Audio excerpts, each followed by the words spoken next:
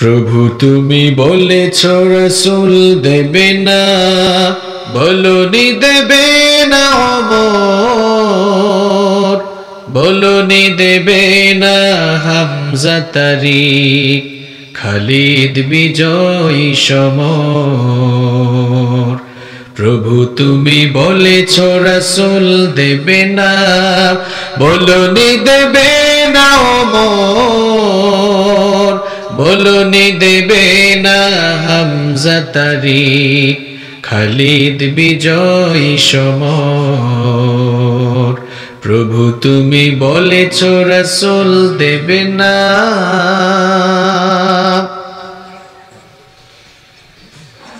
বলনি দেবে না ওমরের যুগ, রাশিদার সেই খিলাফত, ফিরিয়ে দেবে না আলোর সমাজ, কেটে কেটে আধারে রাত। বলনি দেবে না ওমরের যুগ, রাশিদার সেই খিলাফত, ফিরিয়ে দেবে না আলোর সমাজ, কেটে কেটে আধারে রাত। পৃথিবীতে প্রভু তুমি আর দেবে না, পৃথিবীতে প্রভু তুমি আর দেবে না, খুলে সোনালি দোর। বলনি দেবে না হামজা তারিক, খালিদ বিজয়ী সমর।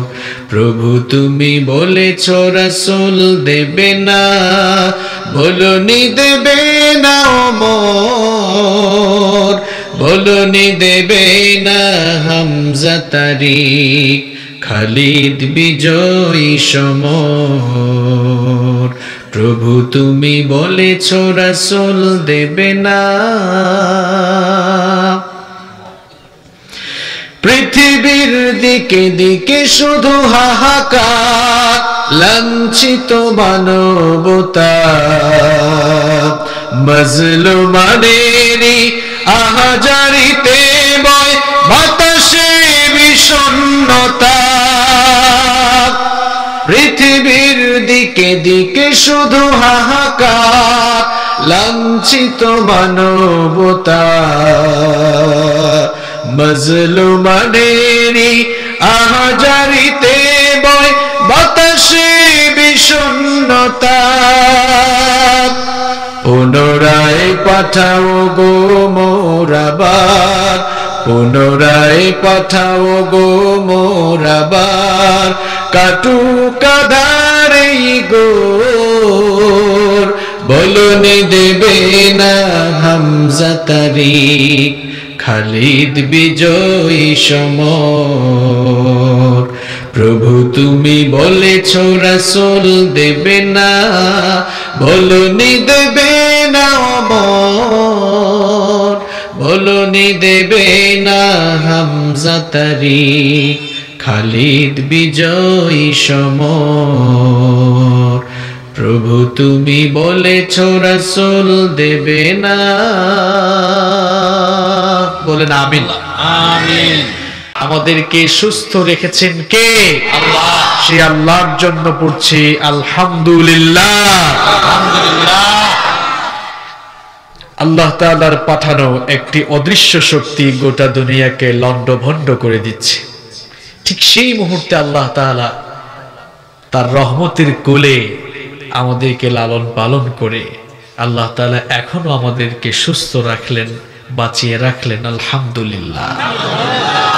United state of America, United kingdom, Italy, France, এরকম বেশ কয়েকটি দেশ কোভিড-19 বা করোনা ভাইরাস নামক এই মহামারীতে লণ্ডভণ্ড হয়ে গিয়েছে। এটি হচ্ছে আল্লাহ তাআলার কুদরত। যখনই গোটা দুনিয়াকে করোনা ভাইরাস লণ্ডভণ্ড করে দিচ্ছিল, ঠিক সেই সময় WHO, ওয়ার্ল্ড হেলথ অর্গানাইজেশন, বিশ্ব স্বাস্থ্য সংস্থা বলেছিল বাংলাদেশের মানুষ অত্যন্ত অসচেতন, সুতরাং এই কোভিড-19 বাংলাদেশে প্রায় 8 থেকে 9 লক্ষ কিংবা 10 লক্ষ মানুষের প্রাণহানি ঘটার সম্ভাবনা রয়েছে। এটি তাদের গবেষণালব্ধ কথা ছিল, কিন্তু আল্লাহ তাআলা তাদের কথাটিকে উল্টে দিয়ে তিনি তার রহমত দিয়ে এই দেশের মানুষকে এমন ভাবে হেফাজত করলেন। ওরা বলেছিল 8-10 লক্ষ, এখনো 8,000 মানুষ মরে নাই। আল্লাহ আকবার। এটি হচ্ছে আল্লাহ তাআলার রহমত। এর আগে বলেছিলাম কুদরত, আর এখন বললাম রহমত। দুটি ওয়ার্ড, দুটি কালেমা, এর মধ্যে পার্থক্য রয়েছে। একটি কুদরত আর একটি রহমত। কুদরত মানে হচ্ছে শক্তি, আর রহমত মানে হচ্ছে দয়া। United state of America, United kingdom, Italy, France, Russia, যারা সব সময় দাবি করে আমরা এই পৃথিবীতে সবচাইতে সুসভ্য, উন্নত এবং সবচাইতে ক্ষমতাধর জাতি, আল্লাহ তাআলা তার অদৃশ্য এমন এক শক্তি পাঠালেন। আল্লাহ তাআলার পাঠানো এই অদৃশ্য শক্তির কাছে গোটা দুনিয়ার পরাশক্তি যারা, এরা একেবারে অসহায়ের মতো মাথা নত করে দিতে বাধ্য হয়েছে। এই কোভিড-19 প্রমাণ করে দিয়েছে আকাশের নিচে, জমিনের উপরে কেউ শক্তিশালী নয়। গোটা দুনিয়ার একচ্ছত্র ক্ষমতা যার হাতের মুঠায়, একমাত্র তিনিই হচ্ছেন সকল বিষয়ের উপরে মহাশক্তিধর। ঠিক কিনা? এটা হচ্ছে আল্লাহর কুদরত। আর রহমত কি? এই দেশে চিকিৎসার চো নাই। আমি কি ভুল বলেছি? দেখেন, আমেরিকা, ইংল্যান্ড, ইতালি, ফ্রান্স, চিকিৎসা ক্ষেত্রে দুনিয়ায় এরাই সবচেয়ে বেশি এগিয়ে। এত উন্নত চিকিৎসা ব্যবস্থা থাকার পরেও নিশ্চয়ই আপনারা সকলেই জানেন লাশের স্তূপ সেখানে। মারা যায় কেউ, কারো কাছে যায় না।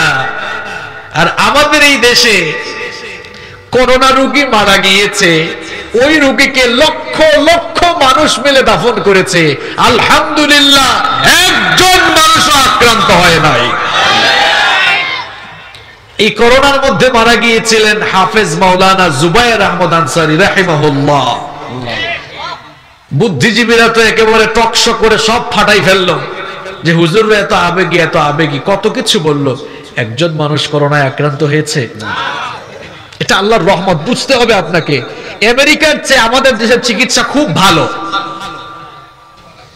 হ্যাঁ, পাবলিক কথা কয় না কেন? আমেরিকার কাছে যেতে পারবেন আপনি?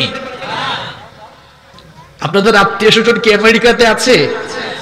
আছে না? মাশাআল্লাহ। আমার বাড়ি তো সিলেটে, আমাদের অনেক আত্মীয় স্বজন লন্ডনে আছে, আমেরিকাতে আছে। আমরা খোঁজ খবর তো রাখি। অনেক উন্নত চিকিৎসা ব্যবস্থা, আমাদের দেশ তার তুলনায় কিছুই না। কিন্তু আপনি চিন্তা করেছেন আমাদের দেশের চিকিৎসা ব্যবস্থা এত ভালো না হওয়া সত্ত্বেও আল্লাহ তাআলা এই কোভিড-19 এই পরিস্থিতিতেও তার রহমত দিয়ে আমাদেরকে এখনো তিনি আমাদেরকে ভালো রেখেছেন। আলহামদুলিল্লাহ। এখানে কুদরত আর রহমতের কথা কেন বলেছি জানেন? বলার কারণ হচ্ছে এই কোভিড-19 পরিস্থিতি থেকে আমরা এখনো ভালো আছি, এটা কারো কোনো ক্রেডিট নয়, সমস্ত রহমত কার। যারা চিকিৎসায় সবচাইতে এগিয়ে তারাই দিশেহারা। আপনার দেশে চিকিৎসা নাই, আপনারা এত ভালো আছেন, এখানে কুদরত, এখানে রহমত রয়েছে কার? আপনি তো কখনো চক্ষু বন্ধ করে চিন্তা করেন না কেন এই দেশে এত রহমত। আপনি চিন্তা না করলেও আমরা চিন্তা করি। আমরা চিন্তা করে পেয়েছি গোটা দুনিয়ায় যতগুলো মুসলিম দেশ রয়েছে, একমাত্র দেশ বাংলাদেশ। গোটা দুনিয়ায় সবগুলো মুসলিম কান্ট্রি, যতগুলো মুসলমান দেশ রয়েছে, তার মধ্যে দিন চর্চা যেই দেশে সবচাইতে বেশি হয় সেই দেশের নাম বাংলাদেশ। আপনি অস্বীকার করতে পারবেন? এই দেশে যতগুলো কওমি মাদ্রাসা, আলিয়া মাদ্রাসা, যতগুলো হাফিজি মাদ্রাসা আর যত লক্ষ লক্ষ কোরআনের মাহফিল হয়, পৃথিবীর অন্য কোন দেশে হয়? ফজরের আজানের আগে এই দেশে হেফজখানা মাদ্রাসার ছাত্ররা উঠে কোরআনের সাউন্ড, কোরআনের ধ্বনিতে আঙ্গিনাকে তারা ধ্বনিত করে। এই দেশের উলামায়ে কেরাম শেষ রাতে আল্লাহর সঙ্গে প্রেম বিনিময় করে চোখের পানি ছেড়ে মুসল্লা ভিজিয়ে দেয়। মাদ্রাসাগুলোতে কোরআন হাদিসের আওয়াজ শোনা যায়। আমাদের এই সোনার বাংলাদেশ এমন কোন রাত নেই যেই রাতে বাংলাদেশের কোনো না কোনো প্রান্তে কোরআনের আওয়াজ হয়, আছে না নাই? এটা পৃথিবীর অন্য কোনো দেশে নাই, পৃথিবীর অন্য কোনো দেশে নাই। এই জন্য এই কোভিড-19 পরিস্থিতিতে আল্লাহ তাআলা তার রহমত দিয়ে আমাদেরকে বাঁচিয়ে রেখেছেন, আলহামদুলিল্লাহ। কিন্তু আমার আফসোস লাগে, আল্লাহর এত রহমত পাওয়ার পরেও কিছু মানুষ কিভাবে আল্লাহর বিধানের সঙ্গে নাফরমানি করে। এখনো আপনি কিভাবে কোরআনের মাহফিলে বাধা দেন, এখনো কিভাবে আলেম ওলামাকে ঠাট্টা বিদ্রুপ করে কথা বলেন, এখনো কিভাবে আপনার মুখ দিয়ে দিন বিরোধী, ইসলাম বিরোধী কথা বের হয়। আহা, আফসোস লাগে। এখন সবকিছু চলে, কিন্তু কোরআনের মাহফিল গুলোতে বাধা আছে না নাই? সবকিছু বন্ধ হওয়ার পর যদি কোরআনের মাহফিল চলতো, আমরাই বলতাম মাহফিল গুলো বন্ধ থাকুক, যেহেতু সবকিছু বন্ধ। কিন্তু সবকিছু চালু রেখে মাহফিল বন্ধ, এটা তো দিন বিরোধিতার এক প্রকার নীল নকশা আর ষড়যন্ত্র ছাড়া আর কিছুই নয়।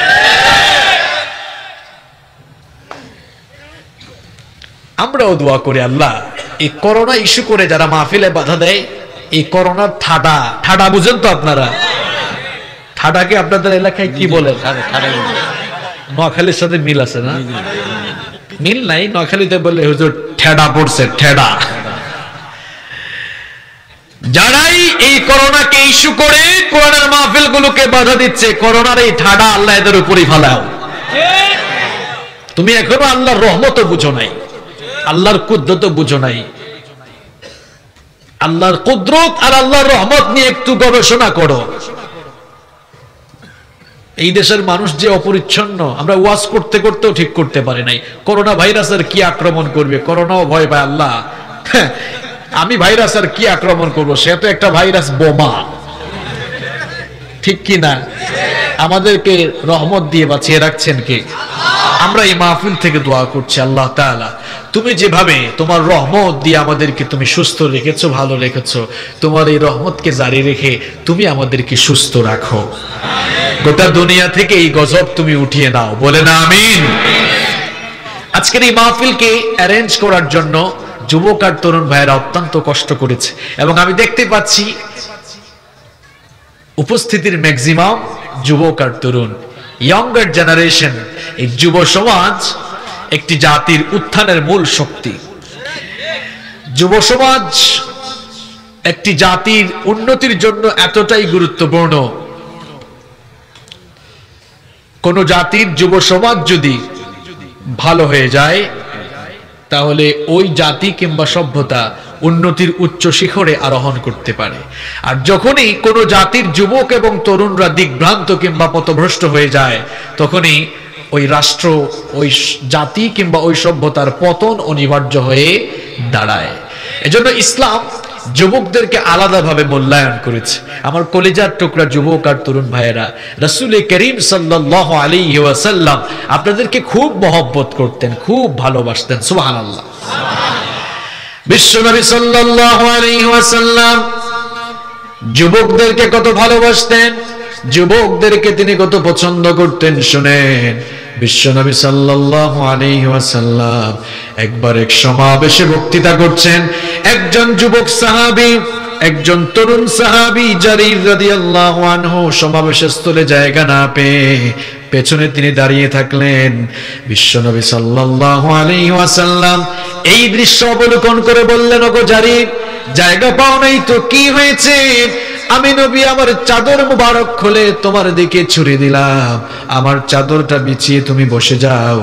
বিশ্বনবী সাল্লাল্লাহু আলাইহি ওয়াসাল্লামের জবান থেকে এই কথা শুনে বিশ্বনবীর কলিজার টুকরা যুবক সাহাবী জারির রাদিয়াল্লাহু আনহু বললেন, ওগো আল্লাহর নবী, কি করে আপনার চাদরে আমি বসতে পারি?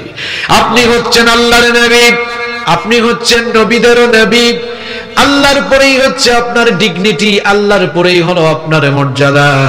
আপনার চাদরের উপরে বসার কোনো যোগ্যতা আকাশের নিচে জমিনের উপরে কেউ রাখে না। বিশ্বনবী সাল্লাল্লাহু আলাইহি ওয়াসাল্লাম যখন তার গায়ের চাদর মোবারক জারিরের দিকে ছুঁড়ে মেরেছিলেন, জারির রাদিয়াল্লাহু আনহু চাদরের উপরে না বসে চাদরটিকে বুকের সঙ্গে জড়িয়ে তিনি কান্না করা শুরু করলেন, আর পাগলের মতো সেই চাদরটিকে তিনি চুমু খেতে লাগলেন। চুমু খেয়ে খেয়ে বলতে লাগলেন, আকরামাকাল্লাহ কামা আকরামতানি ইয়া রাসূলুল্লাহ সাল্লাল্লাহু আলাইহি ওয়াসাল্লাম। তিনি বললেন, ওগো আল্লাহর রাসূল, আজ এই ভরা মজলিসে এতগুলো মানুষের সামনে আপনি আমাকে যেভাবে সম্মানিত করলেন, আমি আল্লাহর কাছে দোয়া করছি আল্লাহ যেন আপনার সম্মান আর মর্যাদা আরো বেশি বাড়িয়ে দেন। আমিন। বিশ্বনবী সাল্লাল্লাহু আলাইহি ওয়াসাল্লাম এভাবেই যুবকদেরকে কদর করেছেন, মূল্যায়ন করেছেন, ভালোবেসেছেন। আমার কলিজার টুকরা যুবক আর তরুণ ভাইয়েরা, আল্লাহর দ্বীন ইসলাম আপনাদের মাধ্যমে শক্তিশালী হয়েছিল, দ্বীনের ভিত্তি মজবুত হয়েছিল এই যুবকদের মাধ্যমে। দেখেন রাসূল করিম সাল্লাল্লাহু আলাইহি ওয়াসাল্লাম যখন ইসলামের দাওয়াত দেওয়া শুরু করলেন, সর্বপ্রথম যারা ইসলাম কবুল করেছিল তাদের মধ্যে যুবকদের সংখ্যাই কিন্তু বেশি ছিল। আবার ইসলাম যখন খুব দুর্বল কালের সময় অতিক্রম করছে, দিকে দিকে মুসলমানরা মার খাচ্ছে, ঠিক তখনই যুবকদের মাধ্যমে ইসলাম শক্তিশালী হয়ে গেল। কিভাবে? সাইয়েদনা ওমর ইবনুল খাত্তাব রাদিয়াল্লাহু আনহু যখন ইসলাম কবুল করলেন, তার বয়স মাত্র 26 বছর। 26 বছরের ভরা টকবকে যুবক ইসলাম কবুল করার পরেই রাসূল করিম সাল্লাল্লাহু আলাইহি ওয়াসাল্লামের দরবারে আগমন করলেন। সবাই বলেন তো, ওমর কি নরম মানুষ না গরম মানুষ? কিছু মানুষ আছে না, কথা বলে পরে হাত চালায় আগে, এরকম মানুষ আপনাদের এলাকায় আছে? ওমর কিন্তু সেই জাতের মানুষ, কথা পরে অ্যাকশন আগে। ওমর ইবনুল খাত্তাব রাদিয়াল্লাহু আনহু ইসলাম কবুল করার পর বিশ্বনবী সাল্লাল্লাহু আলাইহি ওয়াসাল্লামের কাছে এসে বললেন, আলাসনা আলাল হক, ওগো আল্লাহর নবী, আমরা কি হকের উপরে প্রতিষ্ঠিত নই? বিশ্বনবী সাল্লাল্লাহু আলাইহি ওয়াসাল্লাম বললেন, বালা, অবশ্যই আমরা হকের উপরে প্রতিষ্ঠিত রয়েছি।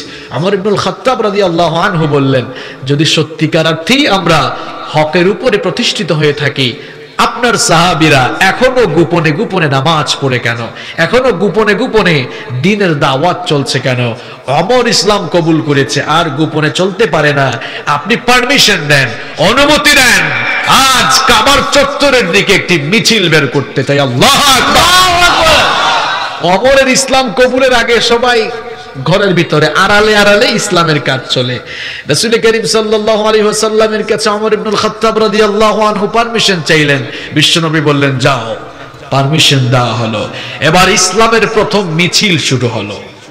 বিশ্বনবী সাল্লাল্লাহু আলাইহি ওয়াসাল্লামকে মিছিলের ঠিক মাঝামাঝিতে রেখে সামনে থেকে মিছিলে নেতৃত্ব দিচ্ছেন ইসলামের দুই সিংহ পুরুষ। এক প্রান্তে ইসলামের বীর সিপাহসালার আল্লাহ রাসূলের চাচা হামজা রাদিয়াল্লাহু আনহু, আরেক প্রান্তে দাঁড়ালেন ইসলামের বীর সিপাহসালার সাইয়েদনা ওমর ইবনুল খাত্তাব রাদিয়াল্লাহু আনহু। এবার কাবার চত্বরের দিকে মিছিল বের হলো, স্লোগান উঠেছিল, লিল্লাহি তাকবীর। এরকম স্লোগান এখানে দিলে গুনাহ হবে, তাই না? লিল্লাহি তাকবীর, আল্লাহু আকবার। ঠিক এইরকম আওয়াজে, এইরকম সাউন্ড, এইরকম ধ্বনিতে কাবার চত্বর ধ্বনিতে হতে লাগলো। আবু জেহেল বলল, এই দেখো তো কে আসে এদিকে। এরকম সাউন্ড, এইরকম ধ্বনি, এরকম আওয়াজ আমাদের নির্বাচনী এলাকায়, আমাদের এলাকায় তো কখনো আসে নাই। বের হয়ে দেখো তো কে। দেখা গেল যেই মুসলমানদেরকে এতদিন তারা পিটিয়েছে, এরাই এখন সাহস করে মিছিল বের করেছে। আবু জেহেল বলল, ধর সবগুলাকে। আবু জেহেল এবার ঘর থেকে বের হয়ে দেখে, হায় হায়, সামনের কাতারে তো ওমর আছে। বলল, থাম, দেখোস না সামনে কে? ওমর আছে, সবগুলোর একদম খায়া ফেলাবো। থাম। অমর মিছিলের সামনে আমার ভাইয়েরা একটা কাফের মুশরিক সেদিন সেই মিছিলকে ঠেকানোর সাধ্য রাখে নাই। কথাটা কেন বলেছি জানেন? কথাটা এই জন্যই বলেছি, আমার কলিজার টুকরা যুবক আর তরুণ ভাইয়েরা, আপনাদের মাধ্যমে কিন্তু ইসলাম শক্তিশালী হয়ে দাঁড়িয়েছিল। আজ গোটা দুনিয়ায় ইসলামের কবর হয়ে যাচ্ছে, গোটা দুনিয়ায় মুসলমানরা মার খাচ্ছে, অধঃপতনের অতল তলদেশে তারা নিপতিত হয়েছে। মুসলিম উম্মাকে অধঃপতনের অতল তলদেশ থেকে যদি আমরা বের করে একটি পুনর্জাগরণ, একটি বিপ্লব সৃষ্টি করতে চাই, তাহলে আপনাদের মতো যুবক আর তরুণদেরকে অমরের ভূমিকা অবতীর্ণ হয়ে আবারও সেই স্লোগান দিয়ে আকাশ বাতাসকে ধ্বনিত করতে হবে। আল্লাহর কসম করে বলছি, যদি আপনারা প্রত্যেকেই ওমর ইবনুল খাত্তাব রাদিয়াল্লাহু আনহু, হামজা রাদিয়াল্লাহু আনহুর ভূমিকায় অবতীর্ণ হয়ে মজলুম মুসলিম উম্মার কান্ডারি হয়ে আবারও আপনারা ঐক্যবদ্ধ প্ল্যাটফর্ম হয়ে একত্রিত হয়ে আবার যদি আপনারা একত্রিত হয়ে একটি মিছিল বের করতে পারেন, গোটা দুনিয়ার দিন বিরোধী এবং ইসলাম বিরোধীদের কলিজার মধ্যে কম্পন সৃষ্টি হয়ে যাবে। আমার যুবক আর তরুণ ভাইয়েরা, আপনাদেরকে ওমরের ভূমিকায় অবতীর্ণ হতে হবে। আল্লাহ কবুল করে নেন। ইসলামের জন্য যখন রক্ত দেওয়া দরকার হয়েছে, সবার আগে যুবক তরুণরাই তাদের রক্ত জমিনে ঢেলে দিয়েছে। ইসলামের জন্য যখন জীবন দরকার হয়েছে, জান কুরবানি দেওয়ার দরকার হয়েছে, যুবক আর তরুণরাই পেছন ফিরে না তাকিয়ে তাদের জীবনকে আল্লাহর দ্বীনের জন্য বিলীন করে দিয়েছে। আল্লাহু আকবার। আপনাদের এই পার্কি এলাকার যুবক আর তরুণ ভাইয়েরা কোরআন পাগল। বাংলাদেশের প্রত্যেকটি জায়গায়, বিশ্বের প্রত্যেকটি জায়গায় যখন এইরকম কোরআন পাগল যুবক থাকবে, তখনই দেখবেন মুসলিম উম্মার পুনর্জাগরণ হয়ে যাবে ইনশাআল্লাহ। আমার কলিজার টুকরা যুবক আর তরুণ ভাইয়েরা, যে চমৎকার আয়োজন করেছে, আমরা দোয়া করছি আল্লাহ তাআলা এই আয়োজনকে তুমি কবুল করে নাও।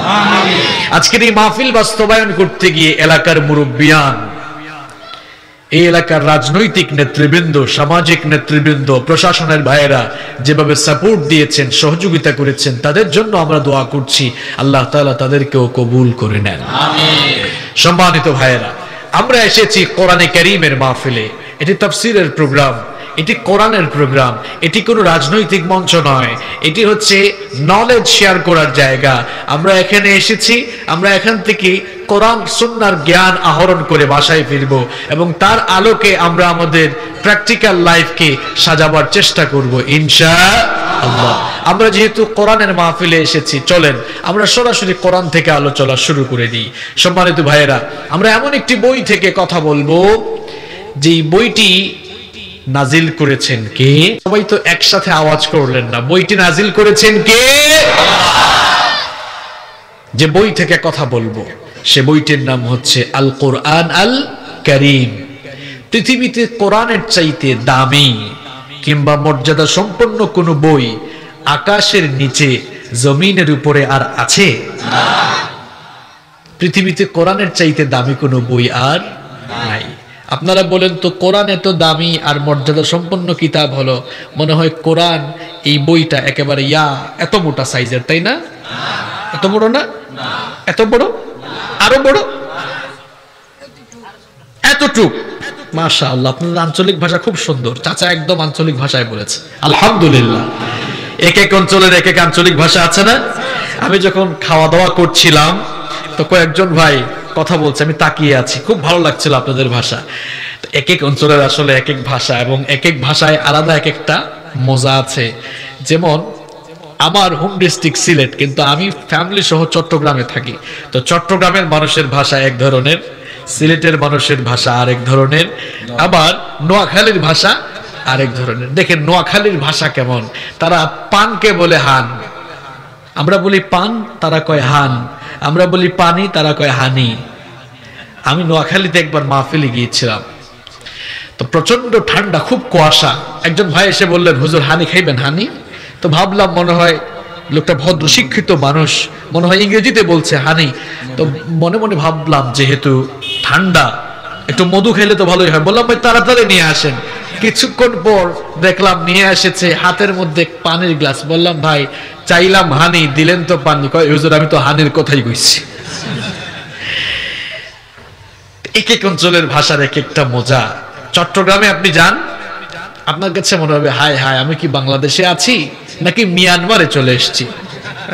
ইবা হন বদ্দা ইবা হন ওনারা কেন আছো গমাজনে। হ্যাঁ কি ভাষা, আবার সিলেটে গেলে তো অবস্থা খারাপ, কিছুই বুঝবেন না আপনারা।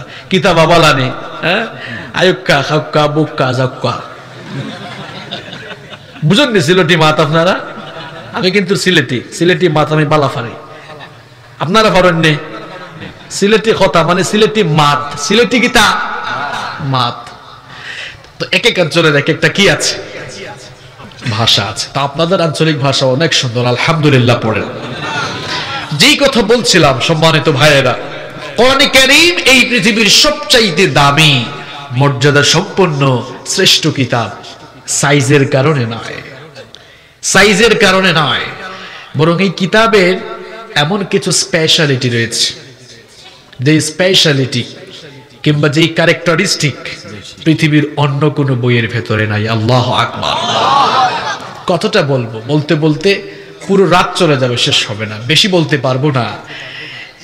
এখানে অনেক শিক্ষিত মানুষরা আছেন, সকলকে সমন্বয় করে সবাই যেন বুঝে, ঠিক এরকম একটা আলোচনা আমরা আজকে করবো ইনশাআল্লাহ। আল্লাহর কিতাব এই কোরআন আপনাদের প্রত্যেকের ঘরে আছে না নাই? আছে। আপনারা এই কোরআনকে কি মনে করেছেন? ধর্মীয় কিতাব, তাবিজের কিতাব। কিন্তু আপনারা জানেন না আপনাদের ঘরের ভেতরে যে কত বড় নিয়ামত রয়েছে। যদি আপনারা জানতেন তাহলে আপনারা বলেন তো, আপনাদের ঘরে যদি আপনারা খবর পান এখানে স্বর্ণের খনি রয়েছে, তাহলে আপনারা সেটা উত্তোলন করার চেষ্টা করবেন কি করবেন না? করবেন। কেন? আপনারা স্বর্ণের দাম বুঝেন। কিন্তু কোরআন তো এর চেয়ে বড় নিয়ামত। কিন্তু কোরআন এটাকে আমরা চিনতে পারি নাই বলেই সেই নিয়ামতটাকে আমাদের জীবনে ধারণ এবং লালন করার ব্যাপারে আমরা আগ্রহী হতে পারি নাই। প্রিয় ভাইয়েরা, আসুন আজকে একটু জানার চেষ্টা করি। কোরআনে কারীমের ভেতরে আল্লাহ তাআলা এমন কিছু স্পেশালিটি দিয়েছেন, এই কিতাবের আল্লাহ তাআলা এমন কিছু ইউনিক, আনপ্যারালাল, অনন্য এবং অতুলনীয় কিছু বৈশিষ্ট্য এর ভেতরে দিয়েছেন, এমন কিছু বিশেষত্ব দিয়েছেন যা পৃথিবীর অন্য কোনো বইয়ের ভেতরে নাই। সেখান থেকে আমি কোরআনে কারীমের 10টি স্পেশালিটি আপনাদের সামনে তুলে ধরবো, পাশাপাশি সবাইকে আজকে মুখস্থ করাবো ইনশাআল্লাহ। মুখস্থ করবেন তো সবাই ইনশাআল্লাহ। নাম্বার 1, এক নাম্বার হচ্ছে Quran is a book that is most read in this world। পৃথিবীর একমাত্র বই হচ্ছে কোরআন, যা এই পৃথিবীতে সবচাইতে বেশি পাঠ করা হয়। সুবহানাল্লাহ, বাড়ি গিয়ে বলেন। কথা বুঝেন নাই আপনারা? পৃথিবীর একমাত্র বই হচ্ছে কোরআন, যেই বই সবচাইতে বেশি পড়া হয়। আপনারা বলবেন হুজুর কেমনে পড়া হয়? আসেন আপনাদেরকে বুঝাই। মহাকাশ বিজ্ঞানী যারা, জ্যোতির্বিজ্ঞানী যারা, তারা বলছেন পৃথিবীর ঘূর্ণায়মান পদ্ধতি এবং আহ্নিক গতি আর বার্ষিক গতির ফলে পৃথিবীতে বিভিন্ন স্থানে সময়ের তারতম্য ঘটে। যেমন বাংলাদেশে এখন রাত 10:45 বাজে। Kingdom of Saudi Arabia, Saudi আরবে এখন 7:45 বাজে। আবার ইউনাইটেড স্টেট অফ আমেরিকায় এখন দুপুর 1:45 বাজে। আমেরিকায় এখন জোহরের নামাজের সময়, সৌদি আরবে এশার নামাজের সময়। আর আমরা এখন কি করছি? কোরআনের মাহফিল শুনছি।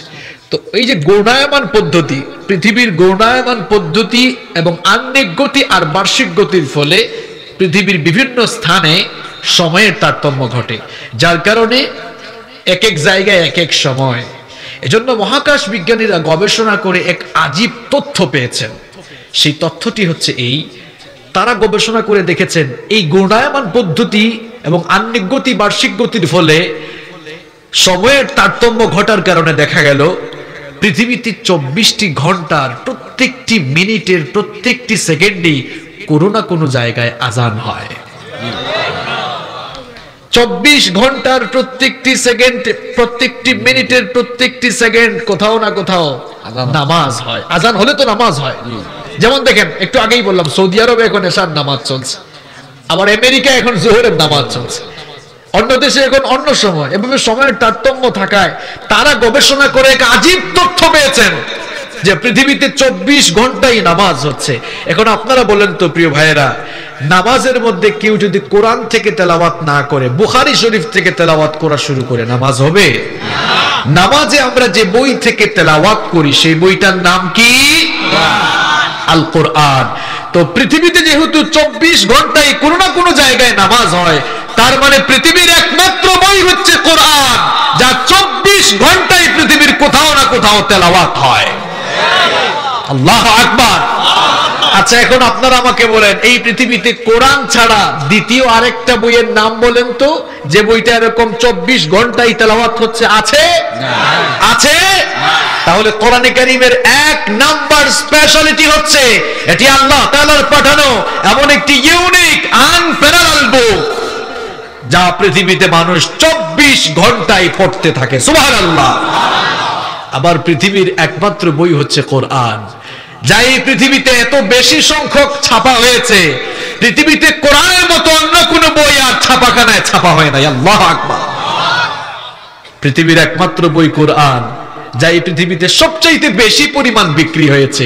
কোরআনের মতো বিক্রি হয়েছে এমন কোন বই পৃথিবীতে আর আছে? আবার পৃথিবীর একমাত্র বই হচ্ছে কোরআন, যা এই পৃথিবীতে বিনামূল্যেও সবচাইতে বেশি বিতরণ হয়েছে। পৃথিবীর একমাত্র বই কোরআন,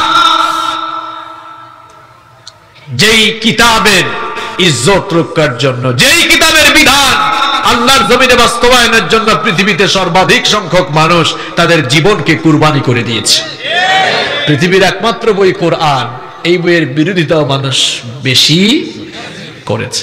তবে বিরোধিতাকারীরা টিকে থাকতে পারে, কারণ এই কিতাবের হেফাজতকারী কে? আল্লাহ।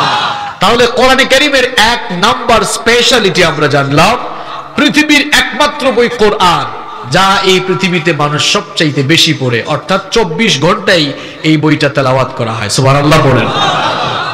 কোরআনে কারীমের 2 নাম্বার স্পেশালিটি হচ্ছে nobody has ever bothered to read or heard the holy book Quran। আল্লাহর কিতাব, এই কোরআনের মধ্যে আল্লাহ তাআলা এত মজা দিয়েছেন, এই বইটা পড়লে কিংবা তেলাওয়াত করলে বা শুনলে কেউ কোনোদিন বিরক্ত হয় না। একটা গান যখন বের হয়, কয়েকদিন গানটা শোনার পরে যুবক আর তরুণ ভাইয়েরা বলে, গানটা কতবার শুনবো, অনেক দিন তো হয়ে গেল, শুনতে শুনতে আর ভালো লাগে না, এই গানটা আবার চেঞ্জ করে দাও। নতুন কোন গান যদি আসে তাহলে সেই গানটা একটু চালাও, সেই গানটা শুনি, কারণ এক গান বেশি দিন শুনতে তো ভালো লাগে না। কিন্তু জন্মের পর থেকেই আপনারা মসজিদে গিয়ে নামাজ আদায় করেন, ইমাম সাহেব প্রত্যেক দিন সূরাতুল ফাতিহা দিয়ে নামাজ শুরু করেন। আপনারা কেউ কি কখনো মসজিদে গিয়ে ইমাম সাহেবকে অভিযোগ করে বলেছেন নাকি, প্রত্যেক দিনই তো হুজুর আপনি সূরা ফাতিহা দিয়ে নামাজ শুরু করেন, শুনতে শুনতে আমাদের আর ভালো লাগে না, আজ একটু অন্য সূরা দিয়ে নামাজ শুরু করেন? এমন কথা কেউ কি কখনো বলেছে নাকি? এমন কথা কেউ কখনো বলে নাই, কখনো বলার কোনো সুযোগও থাকবে না, কারণ কোরআনে কারীমের ভেতরে আল্লাহ এত মজা দিয়েছেন। এই কিতাবের তেলাওয়াত করলে কিংবা এই কিতাবের তেলাওয়াত যতই মানুষ শুনবে ততই মজা লাগবে, ভালো লাগবে। আবার এক এক আলেম এক এক কণ্ঠে আল্লাহর কিতাব কোরআন তেলাওয়াত করে, কারো কারো কণ্ঠে আল্লাহ এমন সুধা ঢেলে দিয়েছেন, কারো কারো ভয়েস এত চমৎকার, তারা যখন কোরআনে কারীম তেলাওয়াত করে মনে হয় যেন আকাশ থেকে আল্লাহর কোরআন নাজিল হচ্ছে। আপনারা যারা হজ করেছেন, উমরা করেছেন, হারামাইন শরীফাইনে যারা সালাত আদায় করেছেন, মসজিদে হারাম এবং মসজিদে নববীতে যারা সালাত আদায় করেছেন, তারা দেখেছেন সেখানে যখন নামাজে তেলাওয়াত শুরু হয়ে যায়, ইমাম সাহেব এত আবেগ দিয়ে পড়তে থাকেন, পেছনে এমন বহু সংখ্যক মুসল্লিরা থাকেন যারা কোরআনের অর্থ বুঝে না, কিন্তু তেলাওয়াতের আবেগ, তেলাওয়াতের মায়া, তেলাওয়াত গিয়ে হৃদয়টাকে এত বেশি, তেলাওয়াত গিয়ে হৃদয়টাকে এমন ভাবে আকর্ষিত করে ফেলে, এমন ভাবে আন্দোলিত করে ফেলে, মানুষের কলিজা ঠান্ডা হয়ে যায়, মানুষের কলিজা শীতল হয়ে যায়।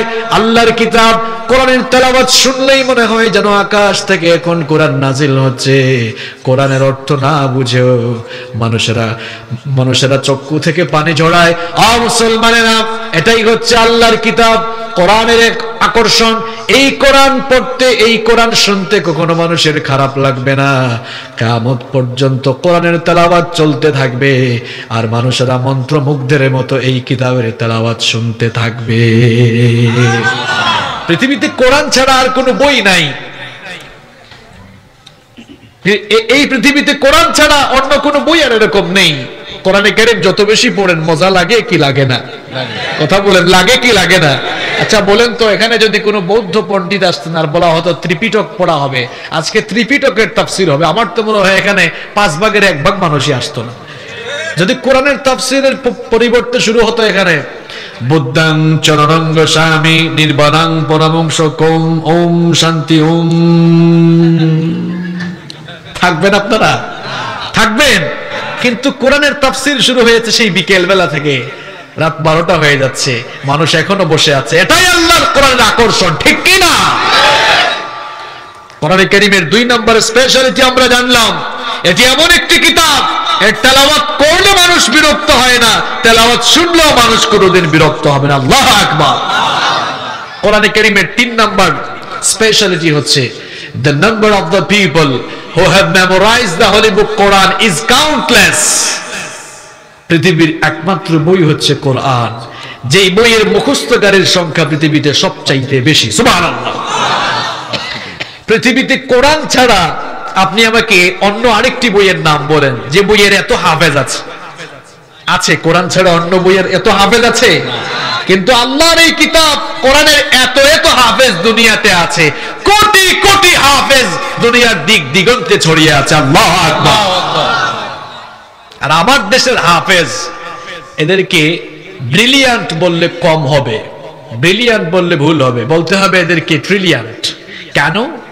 নিশ্চয়ই আপনারা সবাই জানেন, এই দেশের হাফেজরা যখন ইন্টারন্যাশনাল কোনো কম্পিটিশনে যায়, দেখা যায় অন্যান্য দেশের প্রতিযোগীদেরকে পেছনে ফেলে দিয়ে এরাই ফার্স্ট, সেকেন্ড এবং থার্ড হয়ে যায়। সুবহানাল্লাহ। এত মেধা এদের ভেতরে রয়েছে। খায় কি? গিয়ে দেখেন হেফজখানায় পড়ে সারা দিন ডাল, আলু ভর্তা, কদু, লাউ, এগুলোই তো চলে। কিন্তু এগুলা খেয়ে খেয়ে দেখেন এই ছেলেগুলো এত ট্যালেন্ট। এই যে আমাদের হাফেজ তরিকুল ইসলাম, হাফেজ জাকারিয়া, নাজমুস সাকিব, এরা যখন ইন্টারন্যাশনাল কম্পিটিশনে অ্যাটেন্ড করেছিল, অন্যান্য দেশের প্রতিযোগীদেরকে পেছনে ফেলে দিয়ে তারা কিন্তু ফার্স্ট হয়ে গিয়েছিল। আল্লাহু আকবার। পৃথিবীতে কোরআনের যত হাফেজ আছে, কোরআন মুখস্থকারীর সংখ্যা যত বেশি, অন্য কোন বইয়ের মুখস্থকারী এত বেশি নাই। আবার এই বইটা মুখস্থ করার জন্য সহজ ভাষায় নাজিল করেছেন কে? কোরআনে কারীমের 54 নম্বর সূরা সূরাতুল কমারের 17, 22, 32 এবং 40 নম্বর আয়াতে আল্লাহ পাক সুন্দর করে বললেন, ওয়ালাকাদ ইয়াসসারনাল কুরআনা লিযিকরি ফাহাল মিন মুদ্দাকির। তোমাদের পড়ার জন্য, বুঝার জন্য, মুখস্থ করার জন্য এই কিতাব আমি সহজ ভাষায় নাজিল করেছি। সুবহানাল্লাহ। এই কিতাব যদি সহজ না হতো তাহলে 30 পারা আল্লাহর কোরআন মুখস্থ করে হাফেজরা তাদের সিনায় ধরে রাখতে পারতো না। এটিকে সহজ করে নাজিল করেছেন কে? আল্লাহ। তাহলে কোরআনে কারীমের 3 নাম্বার স্পেশালিটি আমরা জেনে নিলাম, এটি এমন একটি কিতাব পৃথিবীতে যেই কিতাবের মুখস্থকারীর সংখ্যা সবচাইতে বেশি। নাম্বার 4, 4 নাম্বার হচ্ছে the entire Quran has been presented in poetic form. পুরো কোরআনকে আল্লাহ তাআলা এত সুন্দর করে নাজিল করেছেন। পুরো কোরআনকে আল্লাহ তাআলা ছন্দময় করে, ছন্দের মিল দিয়ে, ছন্দে ছন্দে ছন্দমিল রেখে পুরো কোরআনটাকে পোয়েটিক ভার্সনে নাজিল করেছেন কে? আল্লাহ। আপনারা তো শুধু কোরআন পড়েন কিন্তু একটু চিন্তা করেন না। চিন্তা করলে কোরআনের মজা বুঝতেন। কোরআন যদি কেউ থেমে থেমে পড়ে, শুনলে মনে হবে কেউ যেন কবিতার ছন্দ মিলাচ্ছে, আর কেউ যদি না থেমে পড়ে মনে হবে কেউ যেন আর্টিকেল, মাকালা, প্রবন্ধ পাঠ করছে। কোরআনের প্রত্যেকটি আয়াত তো ছন্দময়, প্রত্যেকটি আয়াতের ভেতরে কি চমৎকার ছন্দমিল রয়েছে। যেমন যেই সূরাগুলো আপনাদের মুখস্থ আছে, সেই সূরাগুলো যদি আমরা এবার তেলাওয়াত শুরু করি, আসেন আমরা একটু সূরাতুল কাউসার থেমে থেমে তেলাওয়াত করে দেখি কি চমৎকার ছন্দমিল এই সূরার ভেতরে রয়েছে। সবাই আমার সাথে পড়ে নিন, ইন্না আ'তাইনাকাল কাউসার ফাসাল্লি লিরাব্বিকা ওয়ানহার ইন্না শানিআকা হুয়াল আবতার। সবার মুখস্থ, কিন্তু দেখেন এখানে যে ছন্দমিল আছে অনেকে জানেন না। ইন্না আ'তাইনাকাল কাউসার ফাসাল্লি লিরাব্বিকা ইন্না শানিআকা হুয়াল। কোন সূরা পড়বেন আপনি, যেই সূরায় যাবেন সেই সূরায় ছন্দমিল আছে। দেখেন কোরআনে কারীমের সবচাইতে মজার সূরা সূরাতুর রহমান, থেমে থেমে তেলাওয়াত করেন, মনে হবে যেন কি চমৎকার ছন্দমিল সেখানে রয়েছে।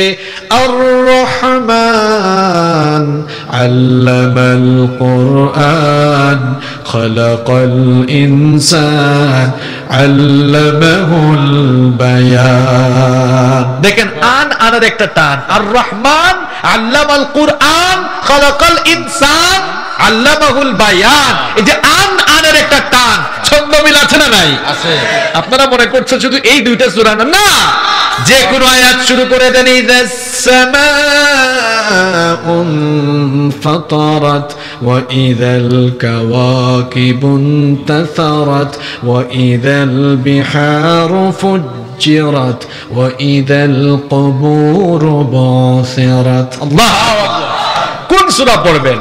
قل هو الله أحد الله الصمد لم يلد ولم يولد ولم يكن له كفوا أحد। الله আদের একটা টান, قل هو الله أحد, এই যে আদের একটা টান, الله الصمد لم يلد ولم يولد ولم يكن له كفوا أحد. الله أكبر.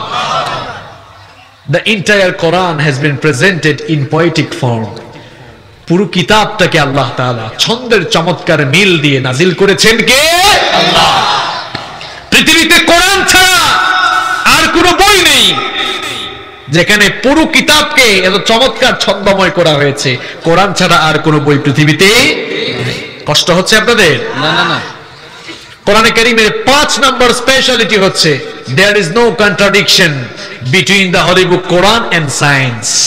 কোরআনের সাথে বিজ্ঞানের কোনো দ্বন্দ্ব নাই। স্কুল কলেজ ইউনিভার্সিটিতে যারা পড়ো, এখানে ছাত্র যারা এসেছো তাদেরকে বলছি, সায়েন্সে যারা পড়ো তোমাদেরকে বলছি, তোমরা যারা কোরআন পড়ো না তোমরা মনে করো এটা হুজুরদের কিতাব, এটা ধর্মীয় কিতাব। প্রিয় ভাইয়েরা আমার, এটা হুজুরদের আর ধর্মীয় কিতাব নয়। তুমি কি জানো কোরআন কারীম হচ্ছে সায়েন্টিফিক একটি কিতাব। কোরআন কারীমে ৬৫০০-এর বেশি আয়াত রয়েছে, শুধুমাত্র বিজ্ঞানের থিওরি সংক্রান্ত ১৫০০-এরও বেশি আয়াত রয়েছে। আল্লাহু আকবার। আমি তো নিজে কোরআনিক সায়েন্স এন্ড তাফসীর এই সাবজেক্টের উপরে অনার্স মাস্টার্স করেছি। এই জন্য কোরআন বিজ্ঞান নিয়ে পড়াশোনা এবং রিসার্চ করার সুযোগ আমাদের হয়েছে। এখানে বিজ্ঞানের এত থিওরি আল্লাহ তাআলা দিয়েছেন, তুমি যত বেশি কোরআন পড়বা, যত বেশি কোরআন পড়বা তত বেশি বিজ্ঞানের থিওরি আরো বেশি জানতে পারবা। আল্লাহু আকবার। অনেকে মনে করে কোরআন তো মধ্যযুগীয় কিতাব, আর এখন বিজ্ঞানের যুগ। বিজ্ঞানের যুগে মধ্যযুগে নাজিল হওয়া কিতাব এখন আর চলতে পারে না। এটা আপনার ভুল ধারণা।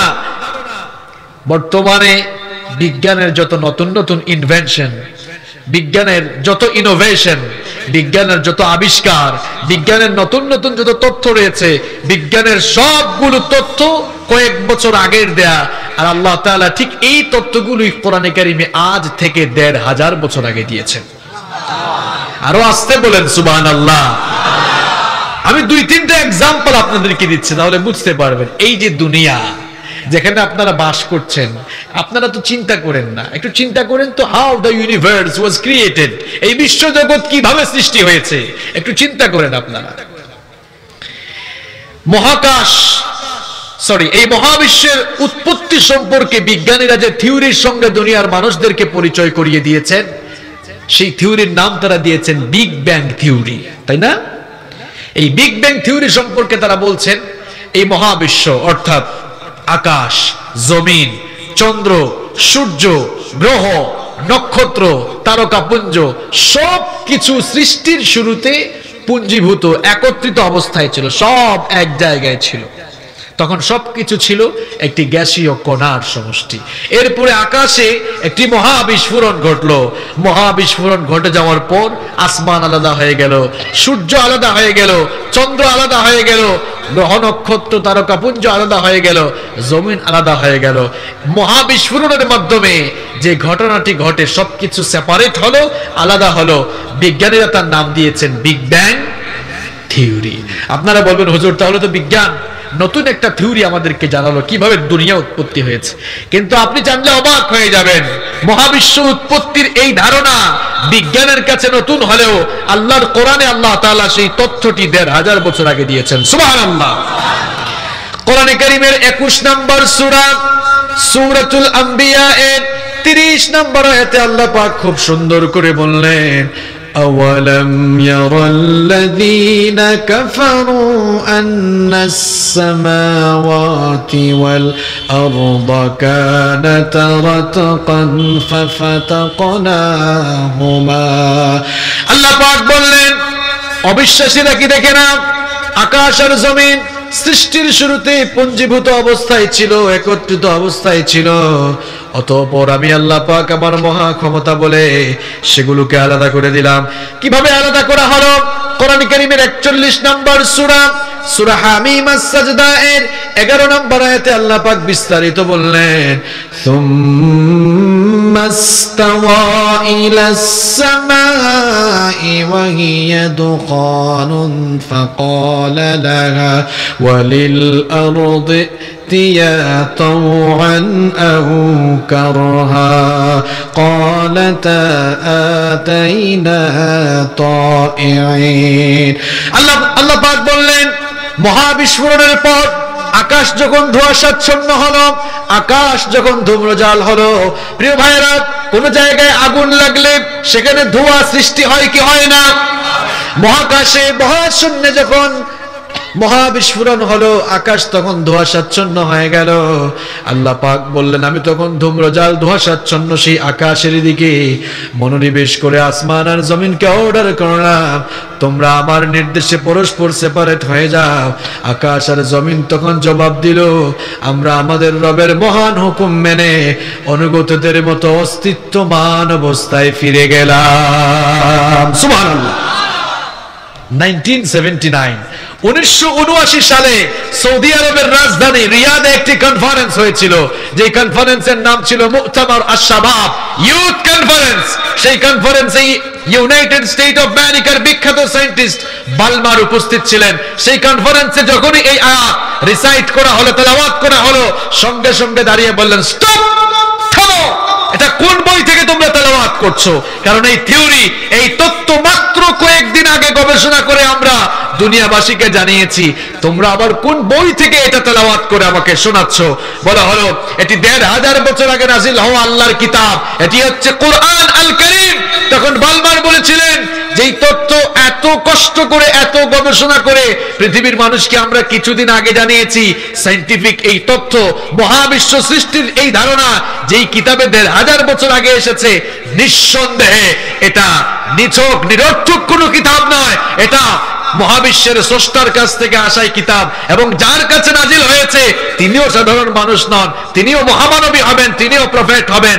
এজন্য আমি আর দেরি করতে চাই না, আর গুমরাহিতে পড়ে থাকতে চাই না, কালেমা পড়ে ওই কনফারেন্স হলে সে মুসলমান হয়েছে। এই হচ্ছে আল্লাহর কোরআন। বিজ্ঞান যত বেশি উন্নত, সমৃদ্ধ আর বিকশিত হবে, বিজ্ঞানীরা, বিজ্ঞানের শিক্ষক আর ছাত্ররা ভিক্ষার ঝুড়ি নিয়ে কোরআনের সামনে এতিমের মতো দাঁড়িয়ে থাকতে বাধ্য হবে। যারা উঠে যায় এদের কি শয়তান কি গুতায় নাকি? শয়তান গুতায়, তাই না? যাই হোক, এরা শয়তানের মুরিদ হয়েছে, এরা যাক, কোনো অসুবিধা নাই। এই তথ্যগুলো কই পাবেন? আপনি জীবনে কোথাও পাবেন? ভালো করে শুনে যান আজকে। There is no contradiction between the Holy Book, Quran and science. আপনার ঘরে যে কিতাব রয়েছে এই কিতাবের সাথে বিজ্ঞানের কোনো দ্বন্দ্ব নেই। ঘোরাঘুরির সমস্যার সমাধান বিজ্ঞান কিছুদিন আগে করেছে, ঘোরাঘুরি মানে বুঝেন তো, পৃথিবী ঘুরে না সূর্য ঘুরে, এটা নিয়ে বিজ্ঞান আর বিজ্ঞানীদের কত ঠেলাঠেলি যে ছিল। সর্বপ্রথম এই দুনিয়াতে টলেমি বলেছিল পৃথিবী স্থির, পৃথিবীকে কেন্দ্র করে সূর্যই তার চারপাশে ঘুরে। তার এই তত্ত্ব, তার এই মতবাদ বেশি দিন দুনিয়াতে টিকে নাই। 1512 সালে নিকোলাস কোপারনিকাস বললেন, টলেমি এতদিন তোমাদেরকে যা শুনিয়েছে, যা বলেছে সব ভুয়া, সিটিংগিরি করেছে, সব ভুয়া। আমি এখন গবেষণা করে দেখেছি আসলে পৃথিবীও ঘুরে, সূর্যও ঘুরে, আমিও ঘুরি, তুমিও ঘুরো, সবকিছুই ঘুরে। তো এই যে ঘোরাঘুরি সমস্যার সমাধান বিজ্ঞান কিছুদিন আগে করলো, আপনি কি জানেন? কোরআনে কারীমের বিজ্ঞানময় সূরা ইয়াসিনের ভেতরে আল্লাহ তাআলা ১৫০০ বছর আগে এই ঘোরাঘুরি সমস্যার সলিউশন দিয়েছেন।